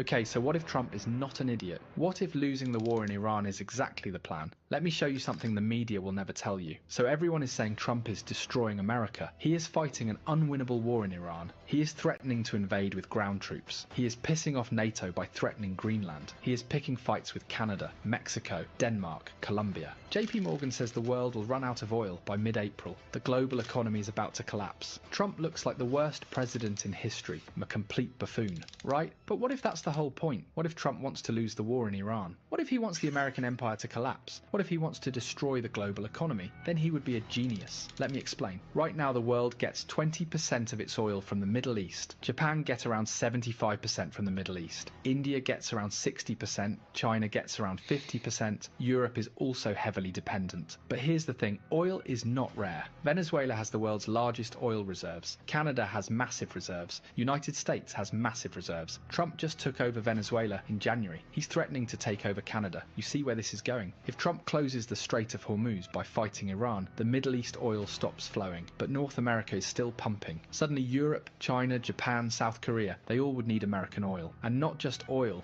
fertilizer too. The nitrogen for food production also comes from the Middle East. If that's cut off, where do they turn? There are only two options, North America and Russia. Trump is making the entire world dependent on the resources he controls. Now here is the genius part. Who owns the most US debt? Who's financing America's $39 trillion?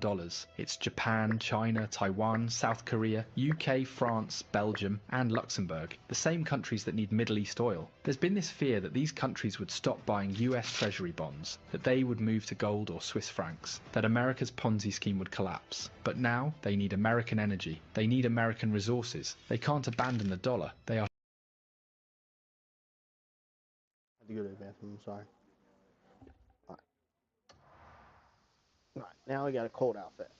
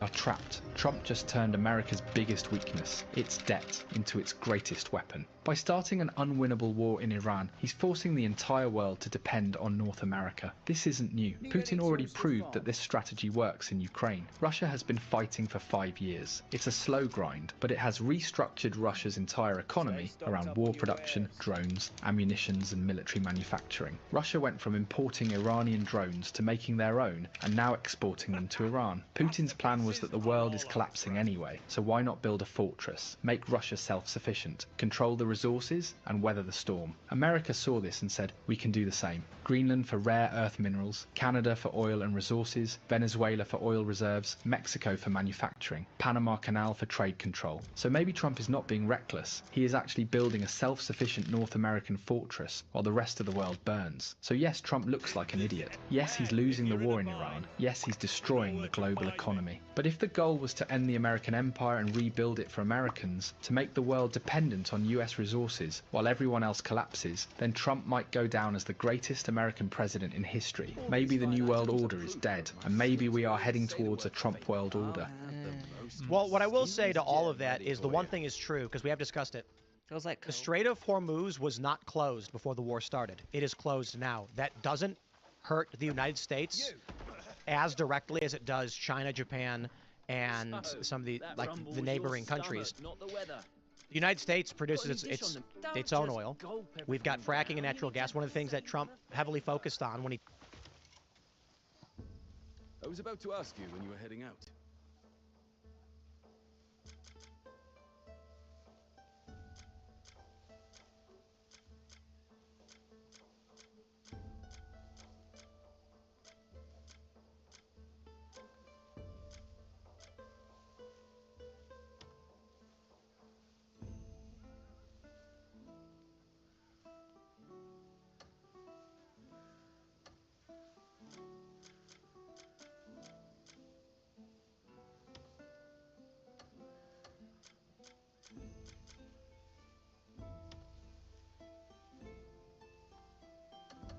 I'll fetch whoever you need. Just tell me the name.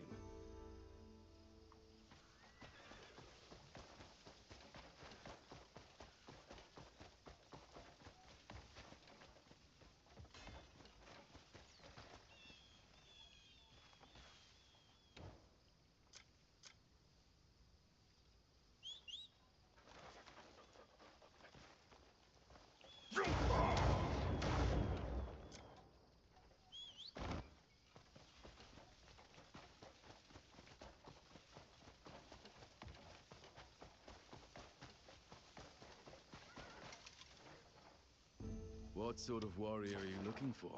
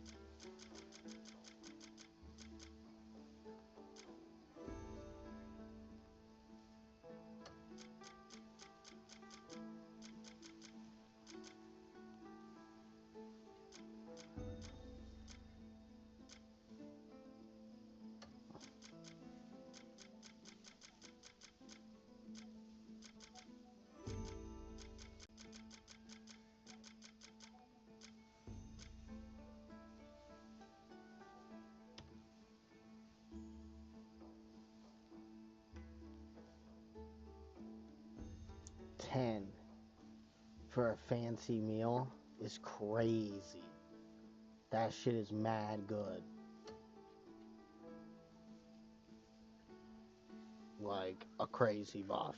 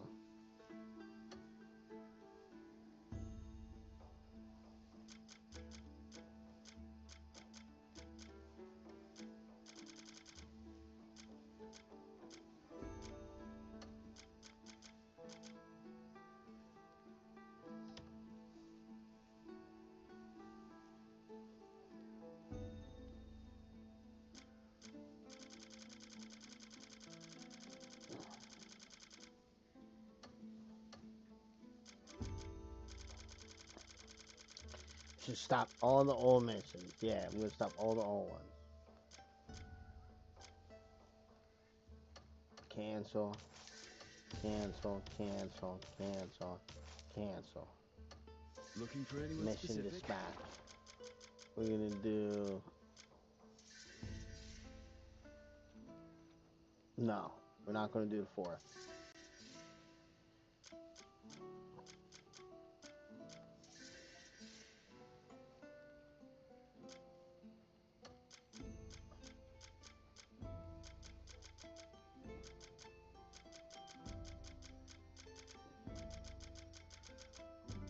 Pound. 10.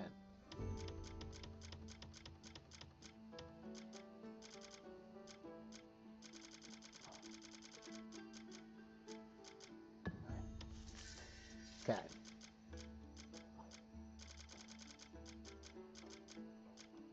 No.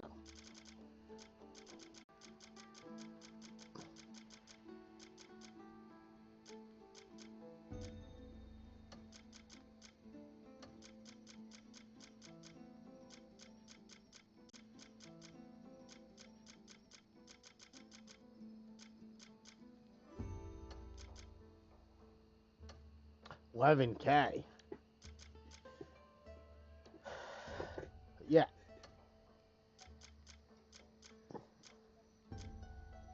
Building restoration. Support.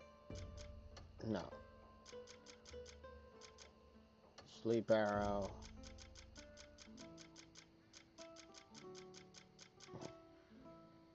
Lift repair support. 1, 2, 3, 4, 5, 6, 7. Dispatch.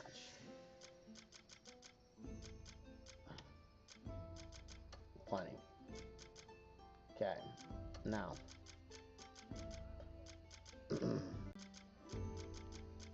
Now. Now. Now. Now.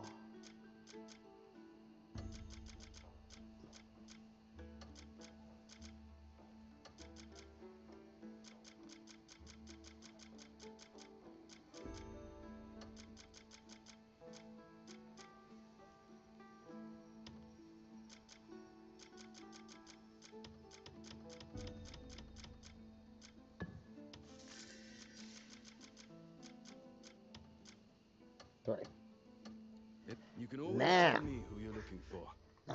We have everything done. When he took over from Biden, because Biden was trying to shut it down.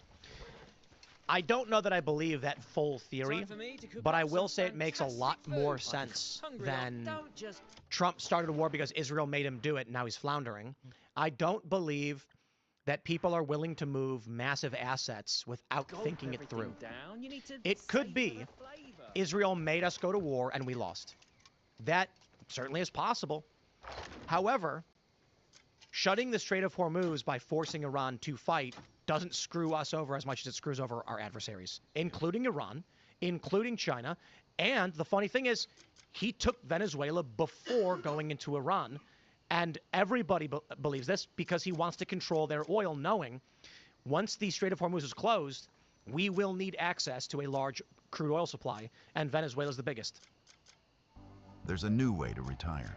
With Bitcoin IRA, you can invest in crypto 24/7 with tax advantages, giving you more ways to diversify and grow your... Well, I think the truth could be somewhere in the middle, and it's not that Israel made the United States go to war, but what do you think about the idea that they just gave us bad intelligence? There was that meeting recently with Vance and Rubio. I think Vance was out. I think that's cope.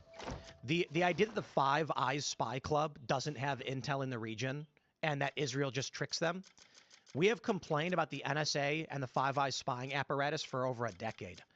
So we know the capabilities, the spying capabilities. I mean, we just found out the CIA can hear a heartbeat from like, what is it, like 100 miles away or some ridiculous number? Very far. They've got this crazy big thing that can hear a heartbeat and they can track you down.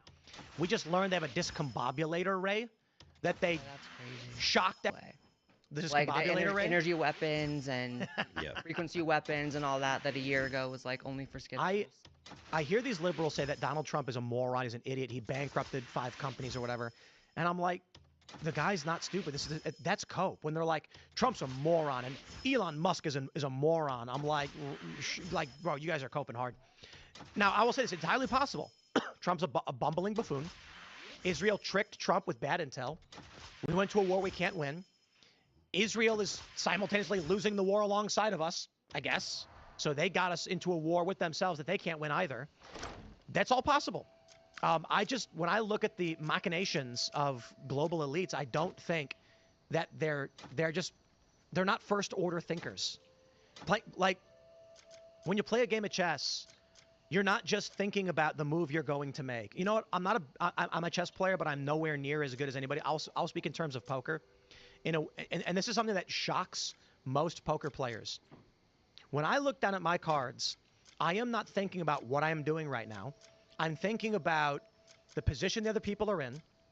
If I do this, what will the next move be by the people around me? After that, depending on what the next card is, the range of cards that will come out, what will the next move I make be?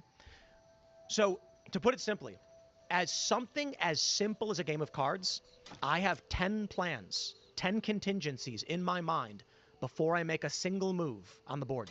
The idea that Trump, Israel, the Five Eyes Spy Club, whoever else, did not at least plan 5 steps in advance is cope. So the people who are like, oh, he got tricked and Israel made him do it. Well, Israel did pressure us. Rubio said that. But I do not believe for a second, knowing that they went in and got Maduro out in 45 minutes, that this was all just random chance. No. Trump took out Maduro, got their oil, surrounded Cuba, said no one can touch them, strangling them out. Then the war with Iran starts. They planned this. I don't know what their plan is, but they planned this. Well, the only thing, though, is Venezuela is very different than Iran. And then also, I would be more willing to be But like... what does that mean? It means it's not... They don't have the same capabilities of defending... They don't have the same capabilities of defending themselves. What does that have to do with what I was saying? That if it was... If he's like a, you know, a 4D chess thing and he can just do what he wants, like... Taking out Maduro was because if you start a war with Iran, they will close the Strait of Hormuz, and that's 20% of the world's LNG and crude. By taking Venezuela, we secured the densest crude production in the world. So yeah, I'm not making a value judgment on if it was good or bad to do. I'm just saying I'm saying their defensive capabilities are immaterial. We took their oil in advance. There is no way you can separate these two actions. It was obvious that Donald Trump took Maduro out because he needed their oil because this before. Agreed. Right. So these moves are lined up. You don't got to call it 4D chess. It's just regular old chess. Right. I guess I would just be more willing to be like, he knows exactly what he's doing and he's thinking in second and third order. If there weren't other political miscalculations he's made as of late that have been pretty disastrous for him, like the Epstein stuff. Like, there was no way that was just him completely messing up. What's the fallout on the Epstein stuff? Like, I mean, his base is like permanently fractured, mostly due to that. It started with, I don't maybe not mostly because that, but it started with that. I think the Epstein stuff was certainly bad, and it got a lot of libertarians to sour on him. But I also wonder if, at the same time Trump is making moves, his adversaries are making moves against him too. So the Epstein stuff, one could simply argue, yeah, Trump has plans. His enemies have plans too.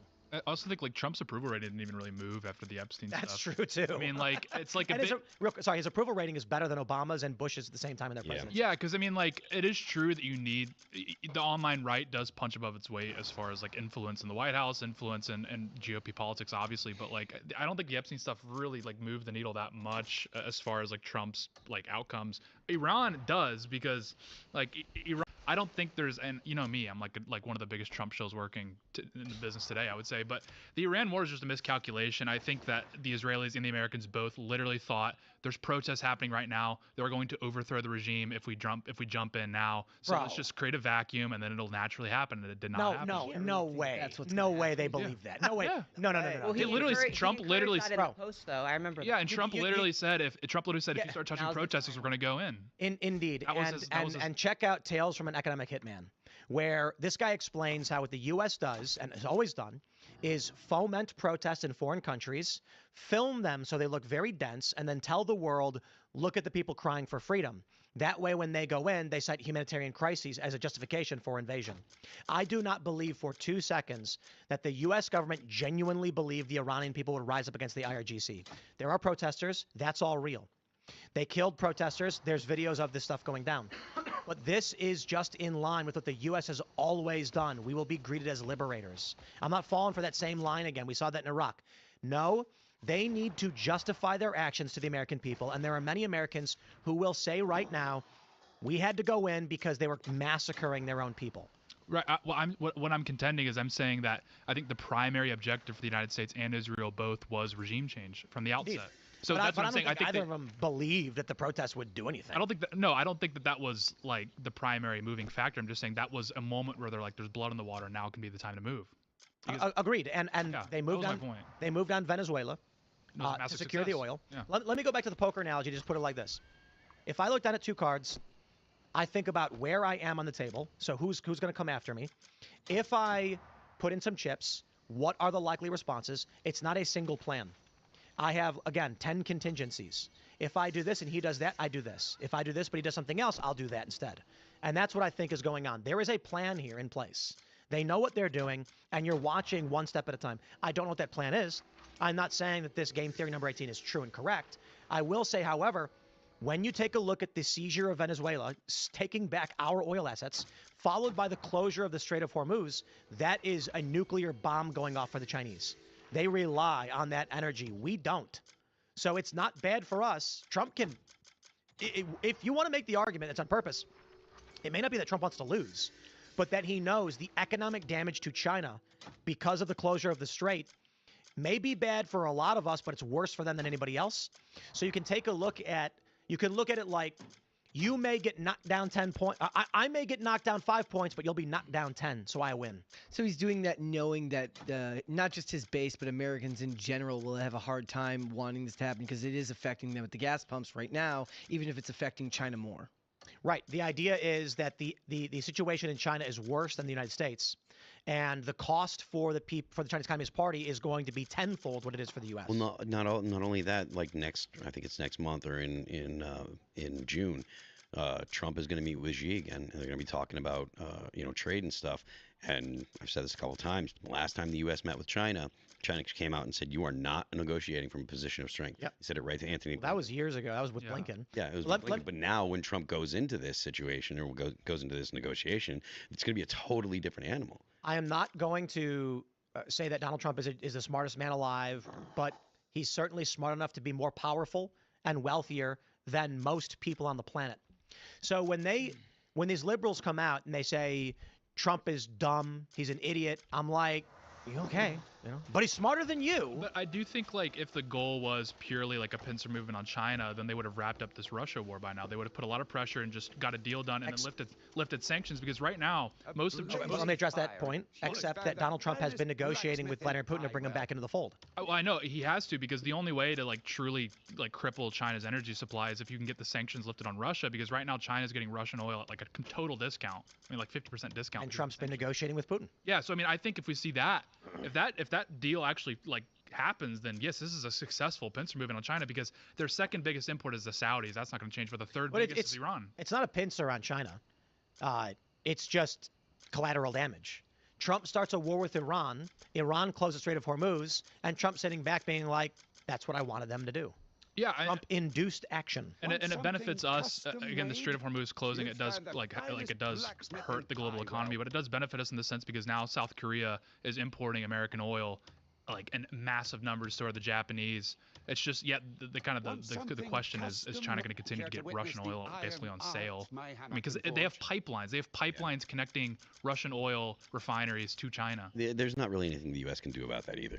They share a massive border and stuff. You're going to have shipments of Russian oil into China and stuff. But I don't know how far Trump is willing to go with negotiations with Putin. But part of me thinks that this is also the situation with NATO. I think Trump is actually trying to use that to put some pressure on NATO too. The whole, get into the strait and help out here. NATO's been essentially the United States taking care of all of the global trade on the seas and stuff. Maybe the play is to get out of NATO and team up with Russia. I mean, I don't know that I want to team up with Russia, but I think if the U.S. gets out of I don't know that I want to get out of NATO. I mean, the point is there a possible move Trump is making where NATO's not paying their bills? He can cut off oil to China if he teams up with Russia, and Europe's an afterthought. I mean, it could be, yeah. Well, I think if you totally bail on NATO, your allies you're left over with aren't more favorable. You're basically just dealing with the Middle East, dealing with the Saudis, dealing with the Israelis. No, I think that if you bail on NATO, you could still do a deal with Eastern Europe, like Poland and stuff, because those are the ones that are doing. Excuse me, those are the countries that are doing their job in NATO. But they're pretty useless geopolitically, because you want the Brits for their bases, you want the French because they do actually have quite a capable military. The Brits and the French have nuclear weapons. Those are again, I know we clown on the right broadly, we clown on Western Europe, but they're still somewhat viable allies. I mean, we need Diego Garcia to operate in Iran, and the fact that the Brits are not playing ball with us is extremely frustrating. Thanks for checking out this clip from Timcast IRL. Make sure to watch the show live Monday through Friday at 8 p.m. Subscribe to this channel, and we will see you all there.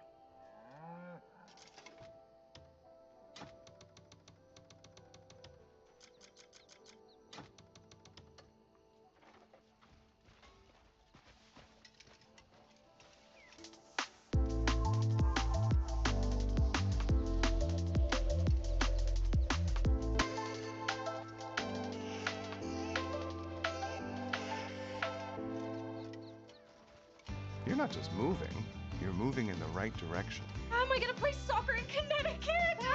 When life changes lead to tax changes, don't navigate it alone. Get expert guidance from the tax pros who know the way. Shrinking, now streaming on Apple TV.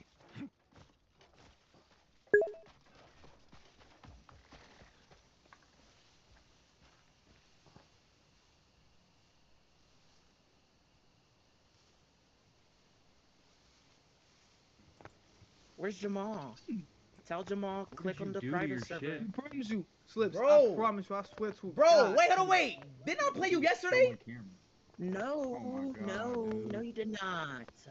I didn't play you yesterday? No, No, that was the Okay, wrong okay. girl. Are you cheating?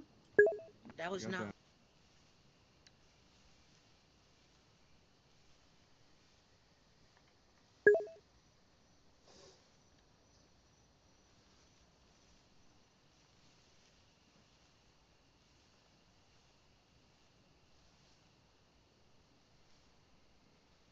Continue where we left off. Racism is not. Everybody is tired of dealing with niggas. People have black fatigue, not because they hate black people because they're black. They have black fatigue because of how people act, how black people poorly you too. represent themselves and carry themselves within society. Black fatigue is a collective tiredness, especially in the United States, of black people's poor behavior, shitty representation, and lack of accountability. I don't know Niggas will why sit the back chat's not and coming glorify up. being a nigga all day and do nothing to repair or to better themselves. Niggas spend more time complaining about white people than doing anything for themselves or why it's not complaining coming about the up. drug dealers, the failing schools, the Toggle borders. disruptive black women. All the problems that we have, we can blame ourselves for, but we rather sit back and blame the white man for it. That's why people I are couldn't tired say of it, dealing now with I black say it. people because there's Dragons no and anything. positive solution. There's no productiveness of black people today in America. We're people that beg, Oh, don't worry, whine, he's cry, gonna- and fucking he's gonna start complain, saying some and crazy people are stuff. tired of I dealing love with it. this. That's why it's moved black It's hilarious. fatigue to now black exhaustion. People are tired. They're exhausted from dealing with niggas and letting niggas run around the country doing whatever they want. We will burn down half the country for drug dealers, whores, and fucking degenerates just simply because we want to make ourselves feel good. We're a mediocre people that love to live in comfort. And that's a sad and pathetic fucking existence that we have. All this fighting and all this shit that we've gone through, and now we've amounted to this. Our ancestors are fucking turning in their grave looking at black people today. They're greatly disappointed in what we've done and what we've produced. Nobody today hates black people because black people exist. Nobody has a hatred of black people because black people are black. People have a disdain for black behavior, and guess what? We're judged by the content of our character and not the color of our skin today. Martin Luther King will be so proud that we got exactly what the fuck we wanted and what we deserve today. So how do we stop people from having black fatigue? How do we change this? How do we turn it around? Well, niggas, you're gonna have to do a lot of work. We have three major issues we have in the black community today. The first is crime. Crime is the biggest issue within the black community. It's we, at the end of the day, we have to deal with the crime and instability that affects our community. Black children can't grow up and have a stable life if they're surrounded by filth, crime, and degeneracy each and every day. That's not the white man coming into the community and shooting up the gas station and the bus stop. That's black people doing it because that's what? We glorify music of violence. We glorify a culture. We glorify music of violence. We glorify a culture of instability. We glorify a culture of having no order and no control for ourselves and around us. Per capita, we commit more crime in this country than any other racial group that exists in the United States. And the people who get killed the most are black people at the end of the day, black children. When we have a community that glorifies this disgusting behavior, no child is safe and no child is going to grow up with a positive influence. A community cannot operate on a first world standard if it lives in third world conditions. The second is education. We don't value education in the black community. We glorify fucking being an athlete, a rapper, a whore, but we don't glorify being an academic and an intellectual, someone who studies and reads and does things for the betterment of the community, producing something of value within the community. We're at the bottom academically in this country. It's because we don't value and we don't care about education. We think that speaking properly or doing right or being good in school is acting white, behaving white, are the biggest problem that we have within the black community. They need to understand that they're like men.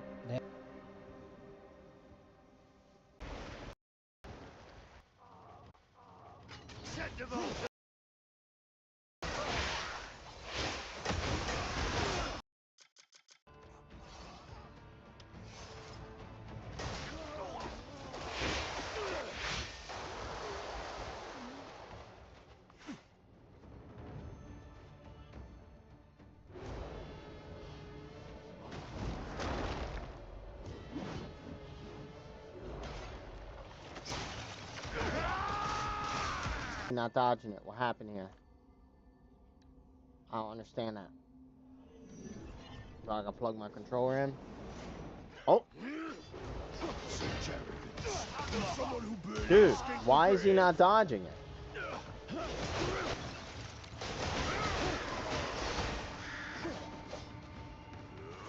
To butcher any Greymane without mercy.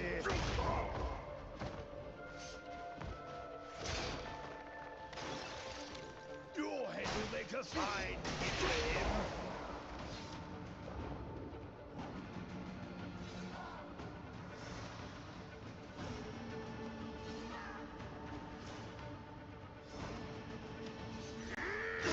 Oh my god, it didn't work.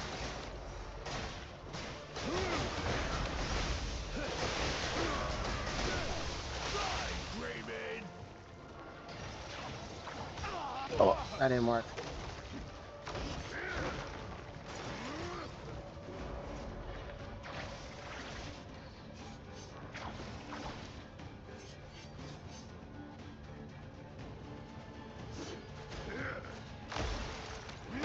Oh!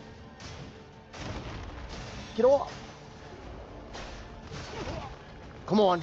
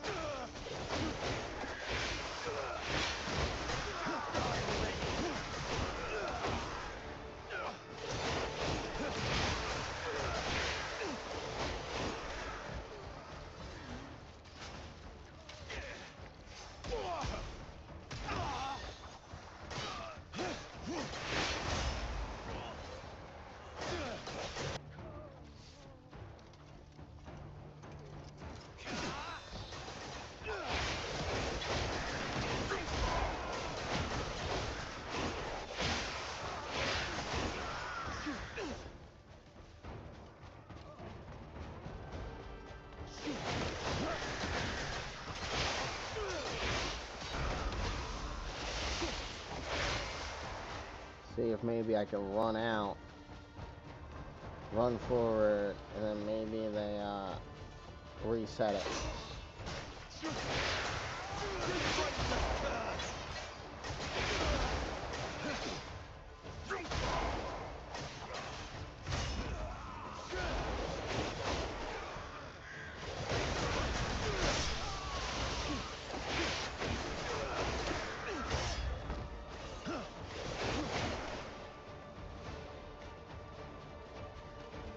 Yeah, and then I hope because I left.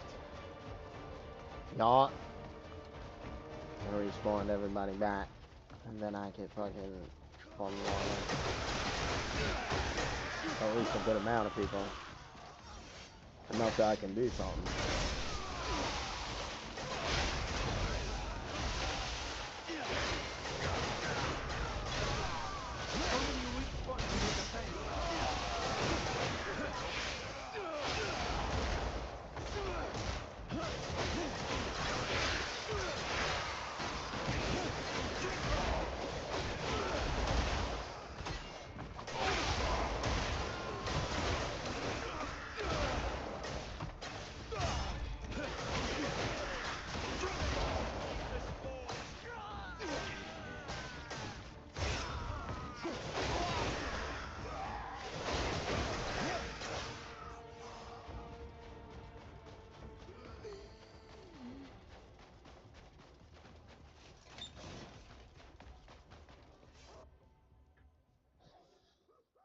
took him out.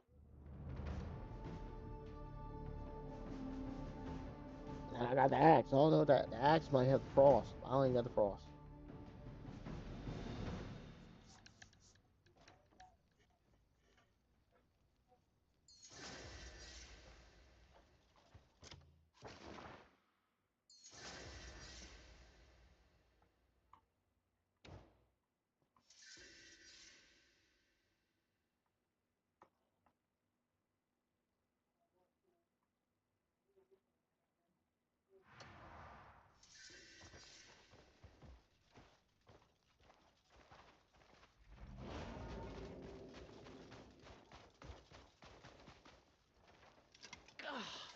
The Black Bears. They're the ones who imprisoned us here. Our leader, Roderick, fought till the end. But all we could do is watch. Where's this fucking chip, Price? Watch. We couldn't do anything to save him. If only we'd found the courage to.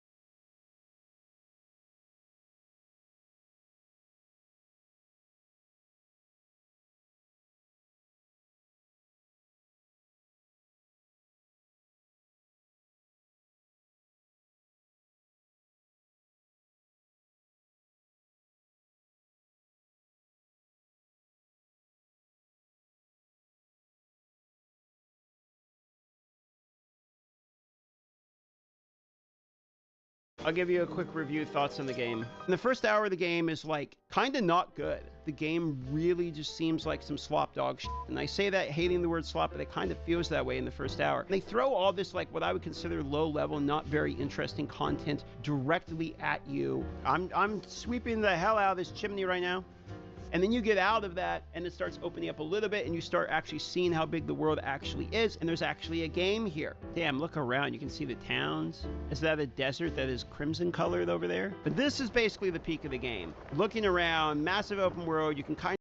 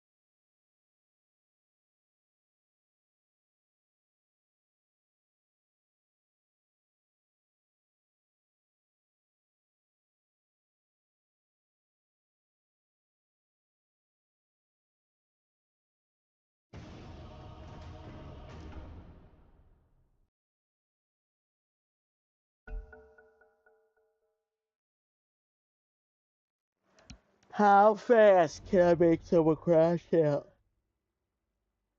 Fucking quick. Watch.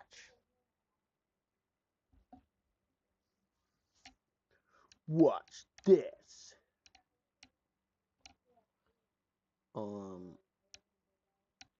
Here's a good one.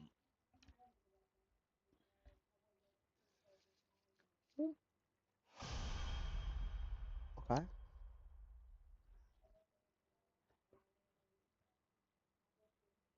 Hmm.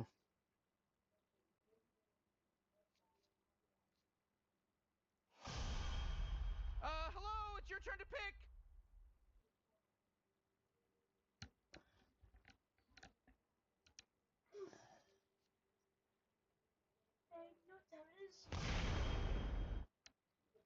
Huh? 513.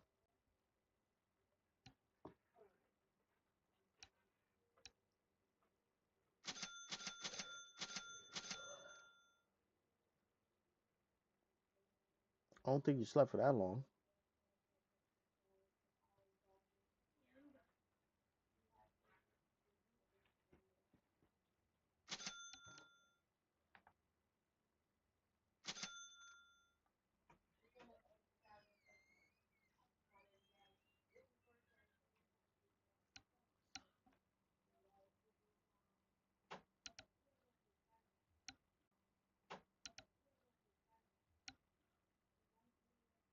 Yes, I was getting low guy.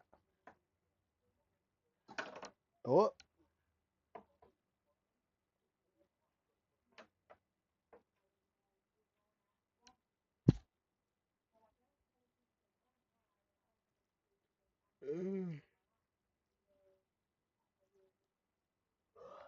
Never switching up, never switching up. Shut your bitch and never switching up. Tryna get rid of the pain, tryna get rid of the pain. I get this drink in my veins, tipsy, man, I'm out of my brain. Tryna get rid of the pain, tryna get rid of the pain. Doing it all for the fame, this shit for the fuck of the game. Tryna get rid of the pain, tryna get rid of the pain. I get this drink in my veins, tipsy, man, I'm out of my brain. Tryna get rid of the pain, tryna get rid of the pain. Doing it all for the fame, this shit for the fuck of the game. But the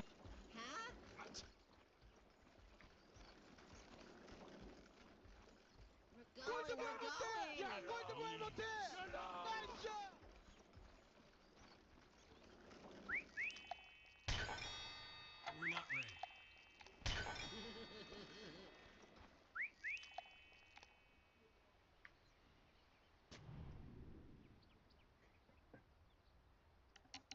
I love this. Let's go. 30 seconds until the game starts, Rick. I'm getting my things ready, Morty. Make hook. Guess their little disconnection was just a minor inconvenience. The hook is make. Well, there's that pesky horn. You know what's better than first blood? Do it under tower to get last hit.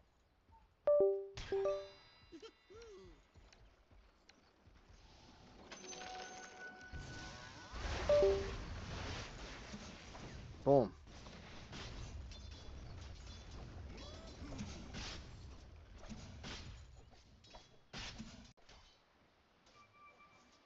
Very big lag.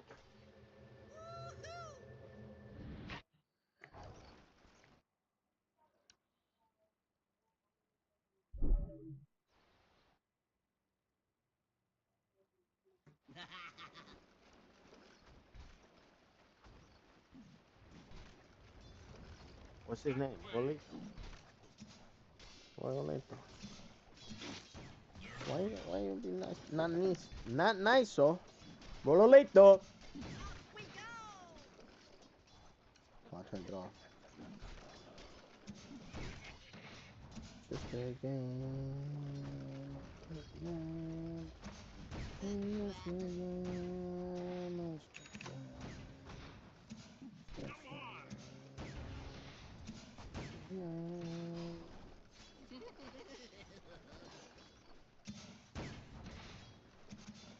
Ding,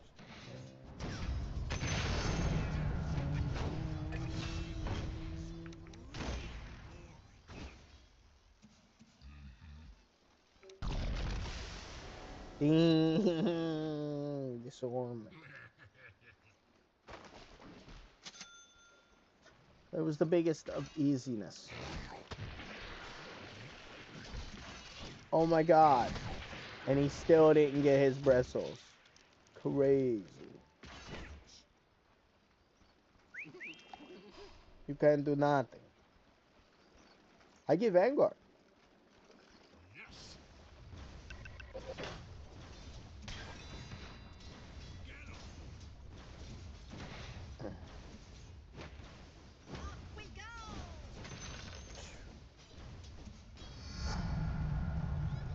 Now every move.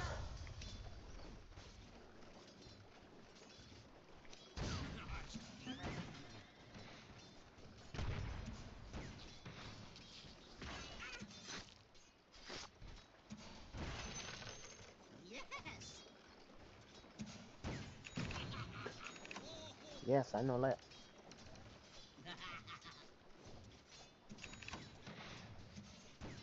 Hey Damien, how was your nap? Okay.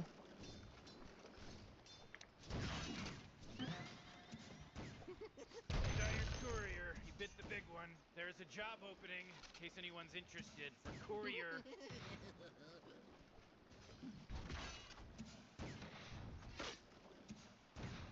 Excuse us.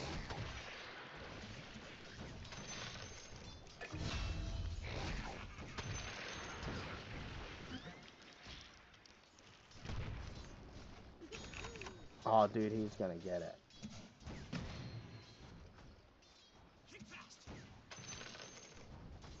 I'm still kind of hitting my last hits.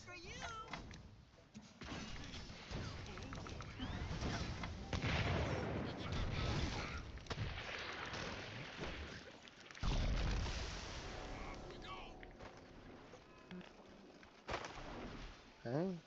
Sometimes this is not working, so that's okay.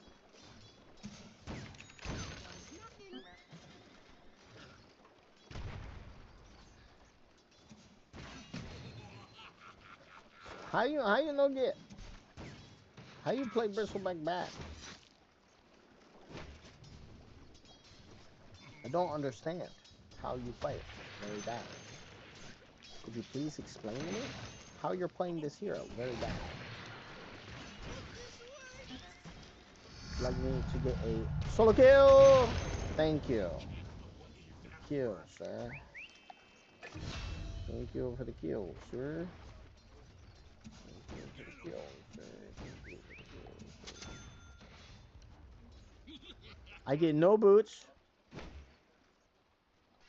Oh, oh, oh, oh, oh. Game's lagging, game's lagging. Didn't mean to do that. Damn, I messed up there. Oh my god, I can't hit it.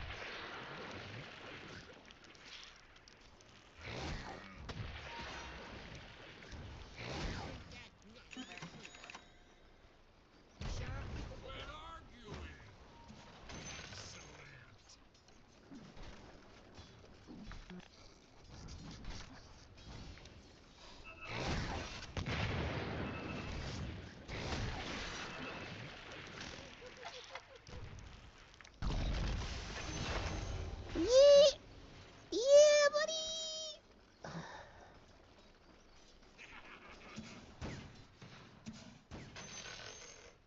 All right, the Spirit Breaker's coming. Boom. I just got that. I got more life now. I'm staying under tower. So if he comes.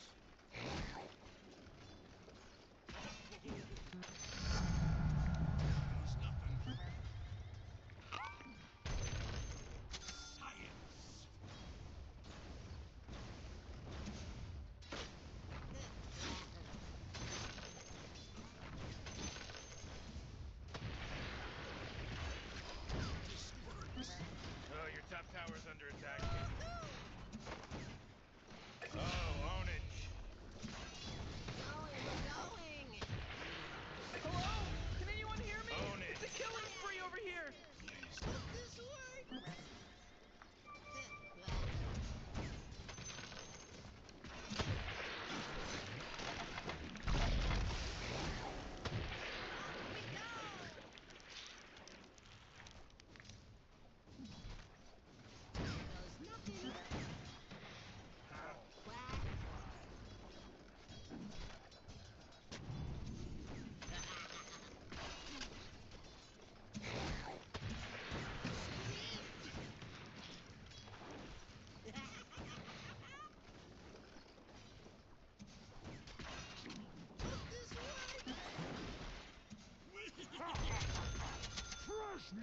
Yeah, I'm gonna want them.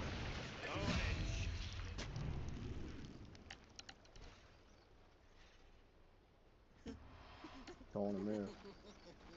What are you giggling about?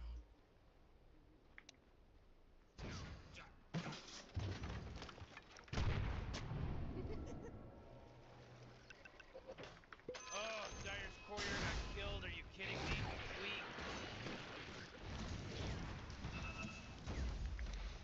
Nuts. It's a killing spree.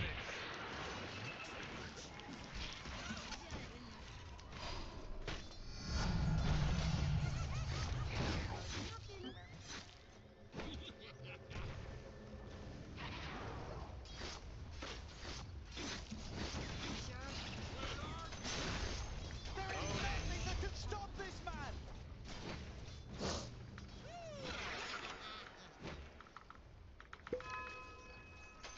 Fresh mate. Let's go.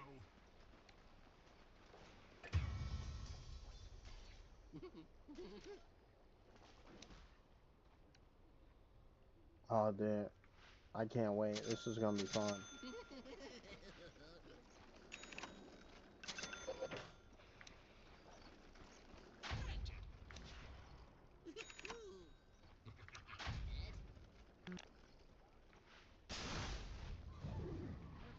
We're going! Jeez. Oh, jeez, your middle tower's under attack. Dynamics.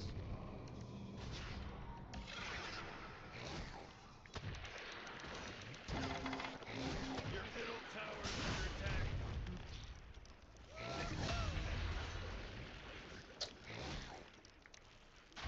My courier got killed. I'm fucking maggot.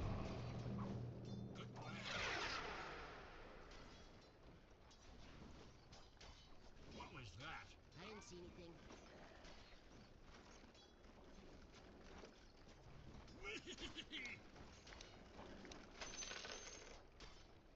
Plant.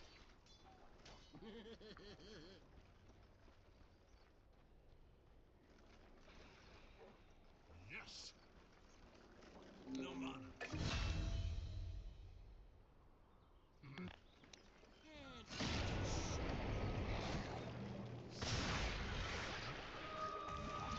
Ooh, Dyer, you gotta fortify their structures. Good work.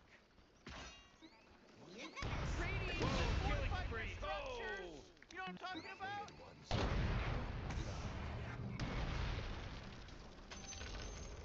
Oh, the enemy's middle tower's gone. Serves him right.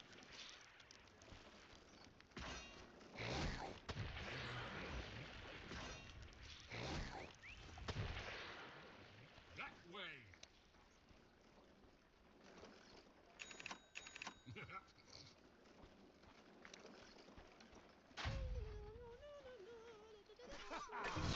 Fresh meat. Huh? What? Sneaky.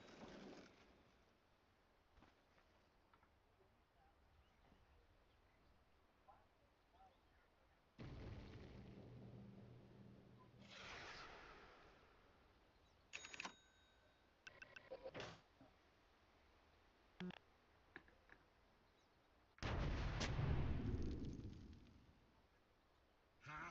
What?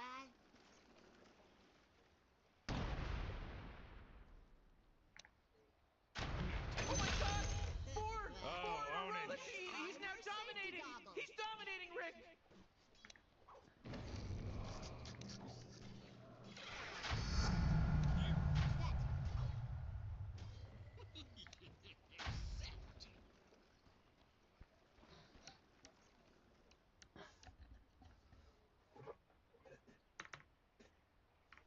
Come on.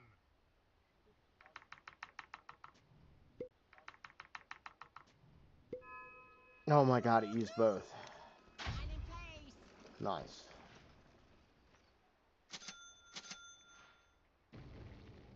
We're going, we're going!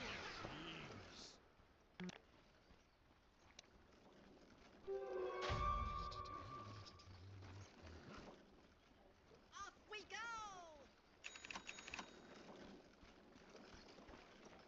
Off we go. More should be against the rules.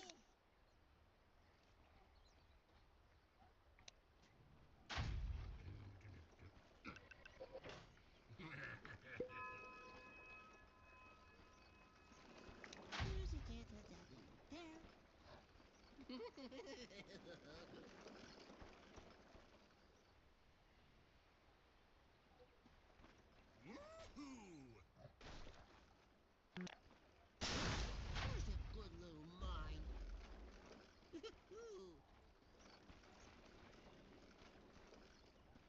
Huh? What? Oh, middle tower's under attack. And done.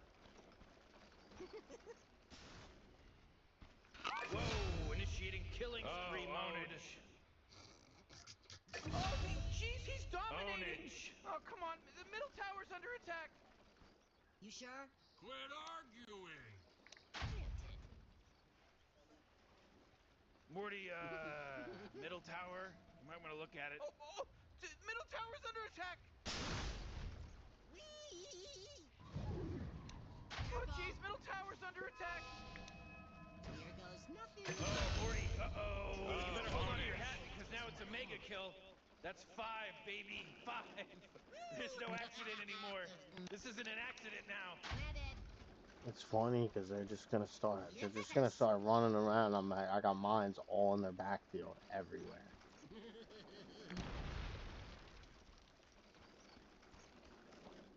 They like don't know where they could be. They're just all over the place.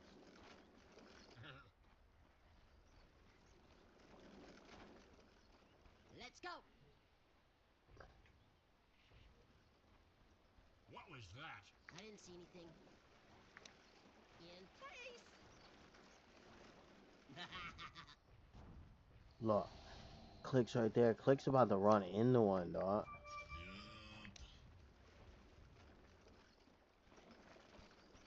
You sure? Quit arguing. Fresh mate. Good plan. Oh, man, this guy's dominating. Ownage.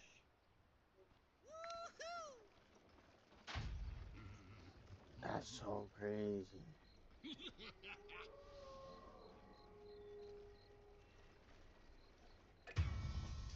What?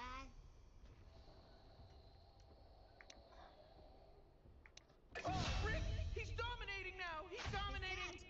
Oh boy. I have I don't even think they can walk in here now. Where are they gonna walk?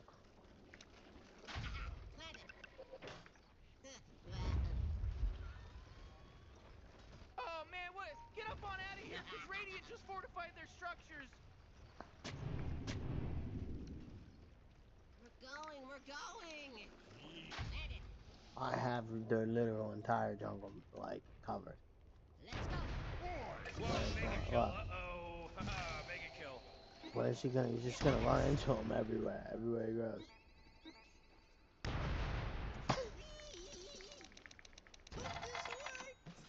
He might run into one. I'm lucky I ain't got them back there. Wait, no, hold on. He's unstoppable.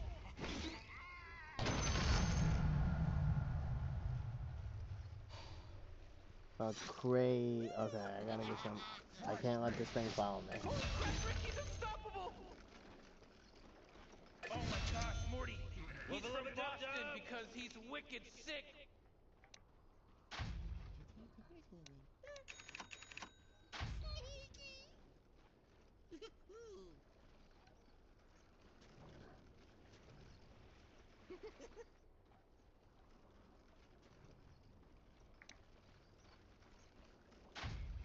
Yeah, make it so they can't even go left. They can't.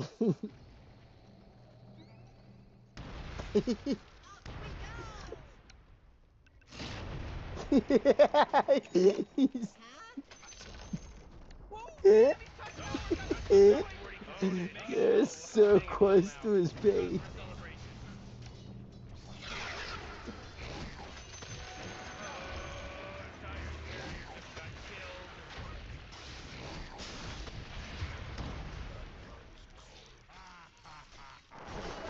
They might run into more. This your first time seeing a Morty,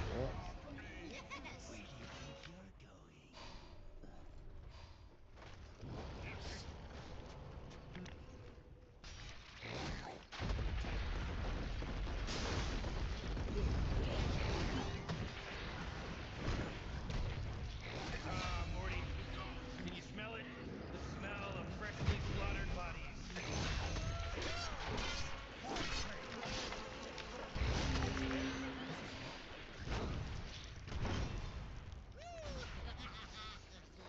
Whoa, they're godlike! Come on! This is a video of mine. Yes, you are.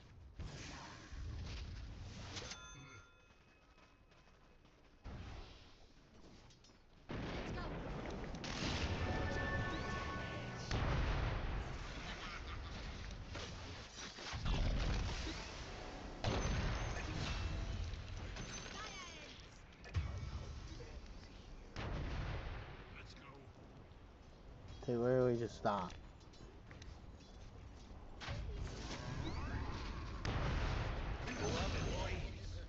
That's so funny. I love it. Oh, I think so.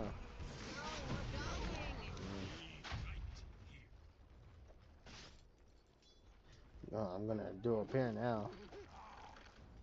Right on here. I love it, Morty. Oh, I love it.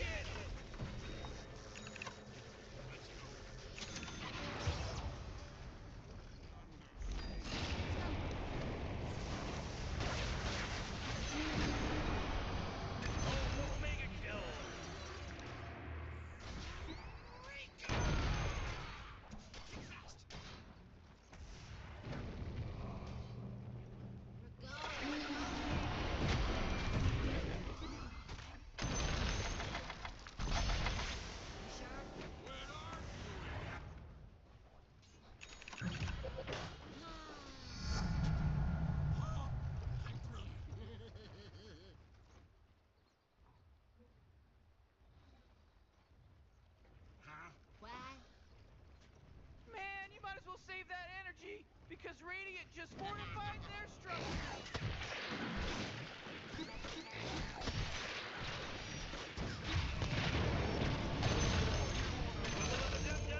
There is nothing that can stop this man!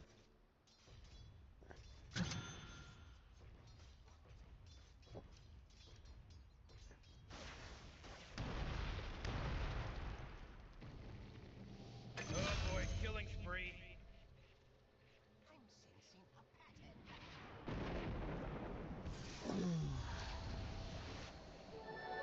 Chopping off that. Four in a row.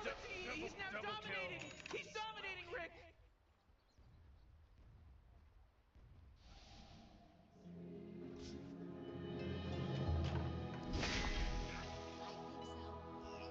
Who keeps talking?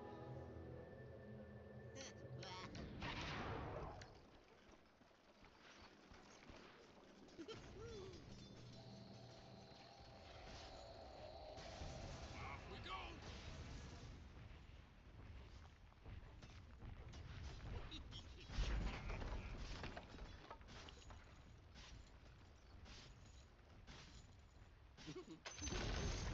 Hooray! The enemy's bottom tower is destroyed. Hooray! Nice! It's like that song, Blump Blump a Nop Noops a Noop Noop Noops.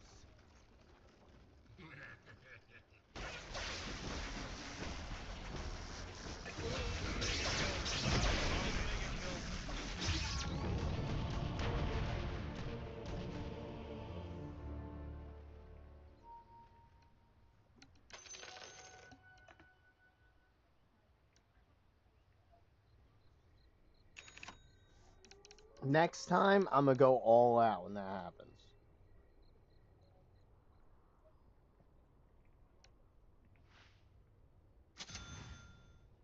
That's it. That's all I'm doing from now on. I'm gonna jump in, smoke a seat. Boom. Chill. In the jungle. Then I'm gonna jump in front. Plant a, ward.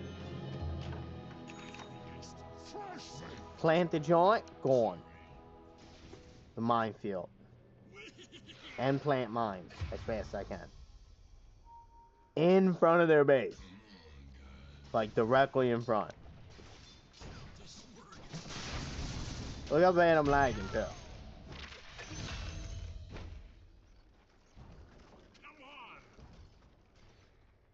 Meat map.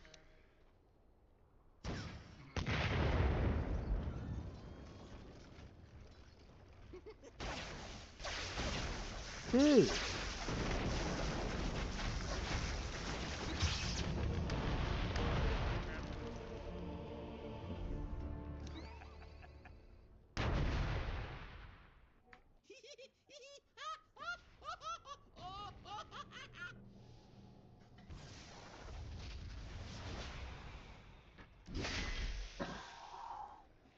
Alright, we're done doing that. It's not gonna work. But now we're gonna have to do it the right way. That sucks. They haven't even went nowhere near these.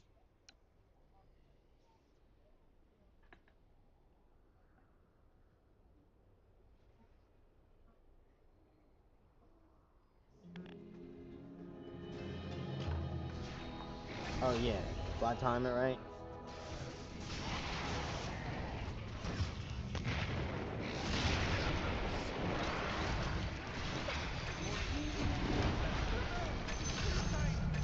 Ridiculous.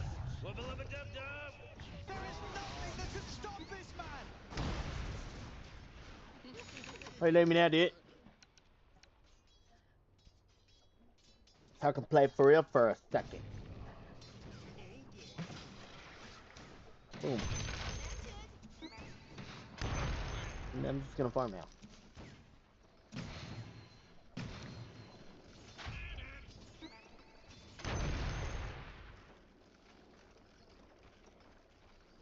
Meat map.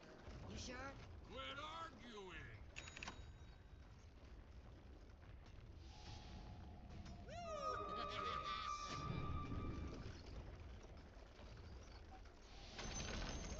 Whoa, whoa, whoa, whoa! They took out the enemy's top tower.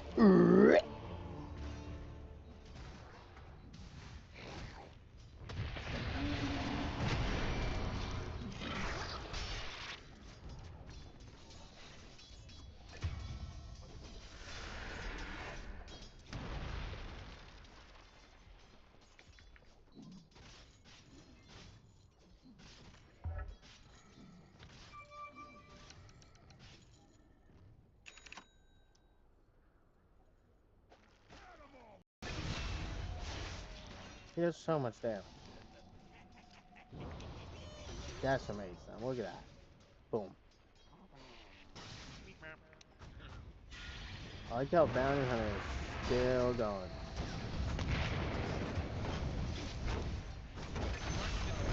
This is a day to remember. There was a monster kill. You sure? Ah!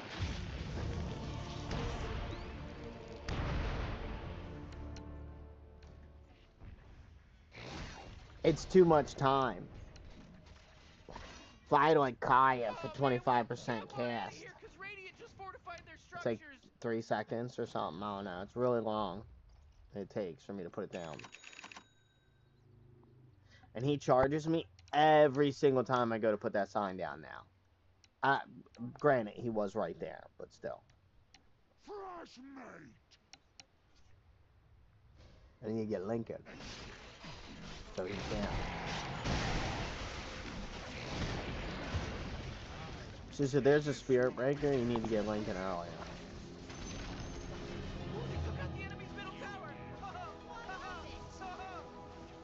Dude, if he leaves, I'll sell everything right away. He has Lincoln too.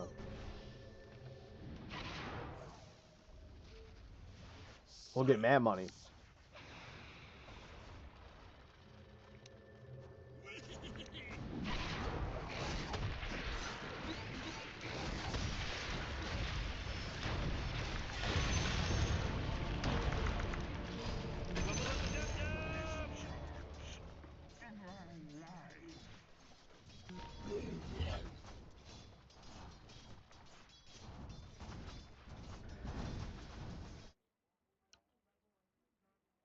Stupid.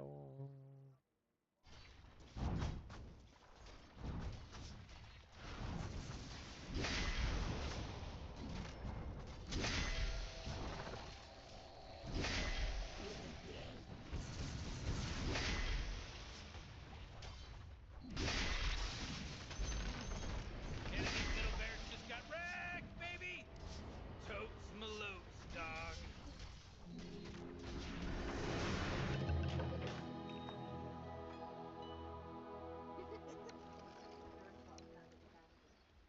Yeah, for real. It's not time yet. Oh my god, Rick! It's God people! Godlike! They're godlike.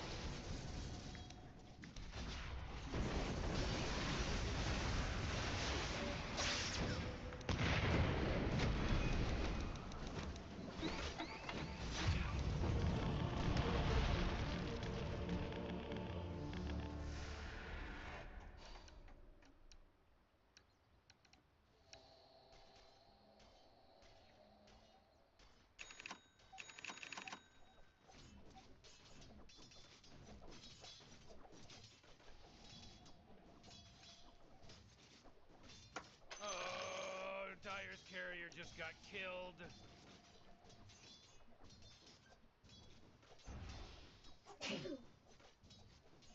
God bless you. Let's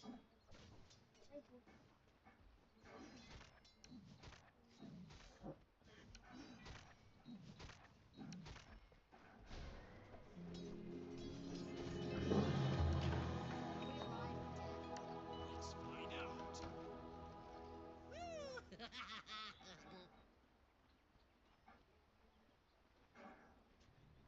Well.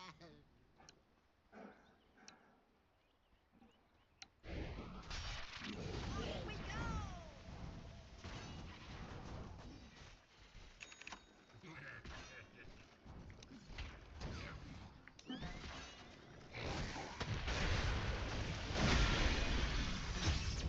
Instantly only goes for me.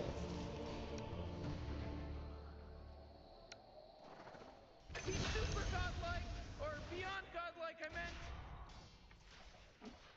I love it, Morty. Double kill. Oh, man. You've been spotted. It's like Dyer's structures are fortified.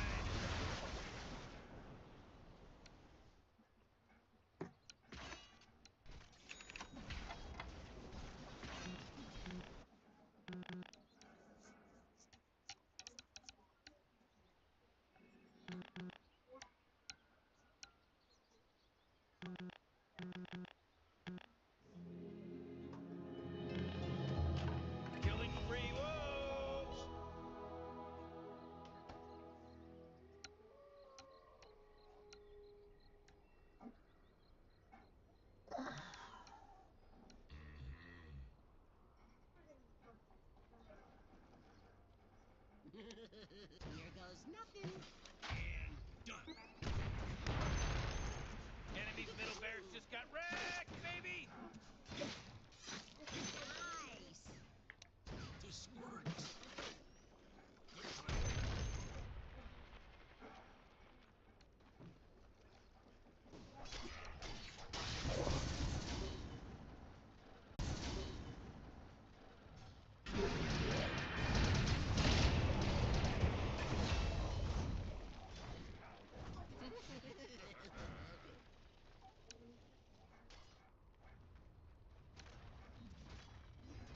Huh? What? What just happened? Let's go. We just died from poison damage?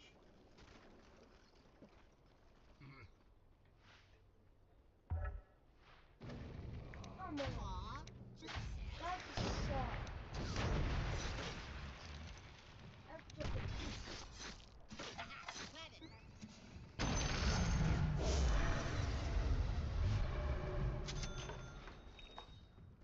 one. Let's go. Where's everyone coming?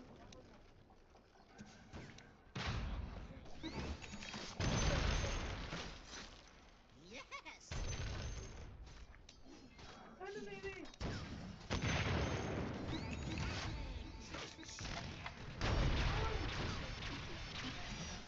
Off we go. Ready? Careful. What was that? You see, hope this works.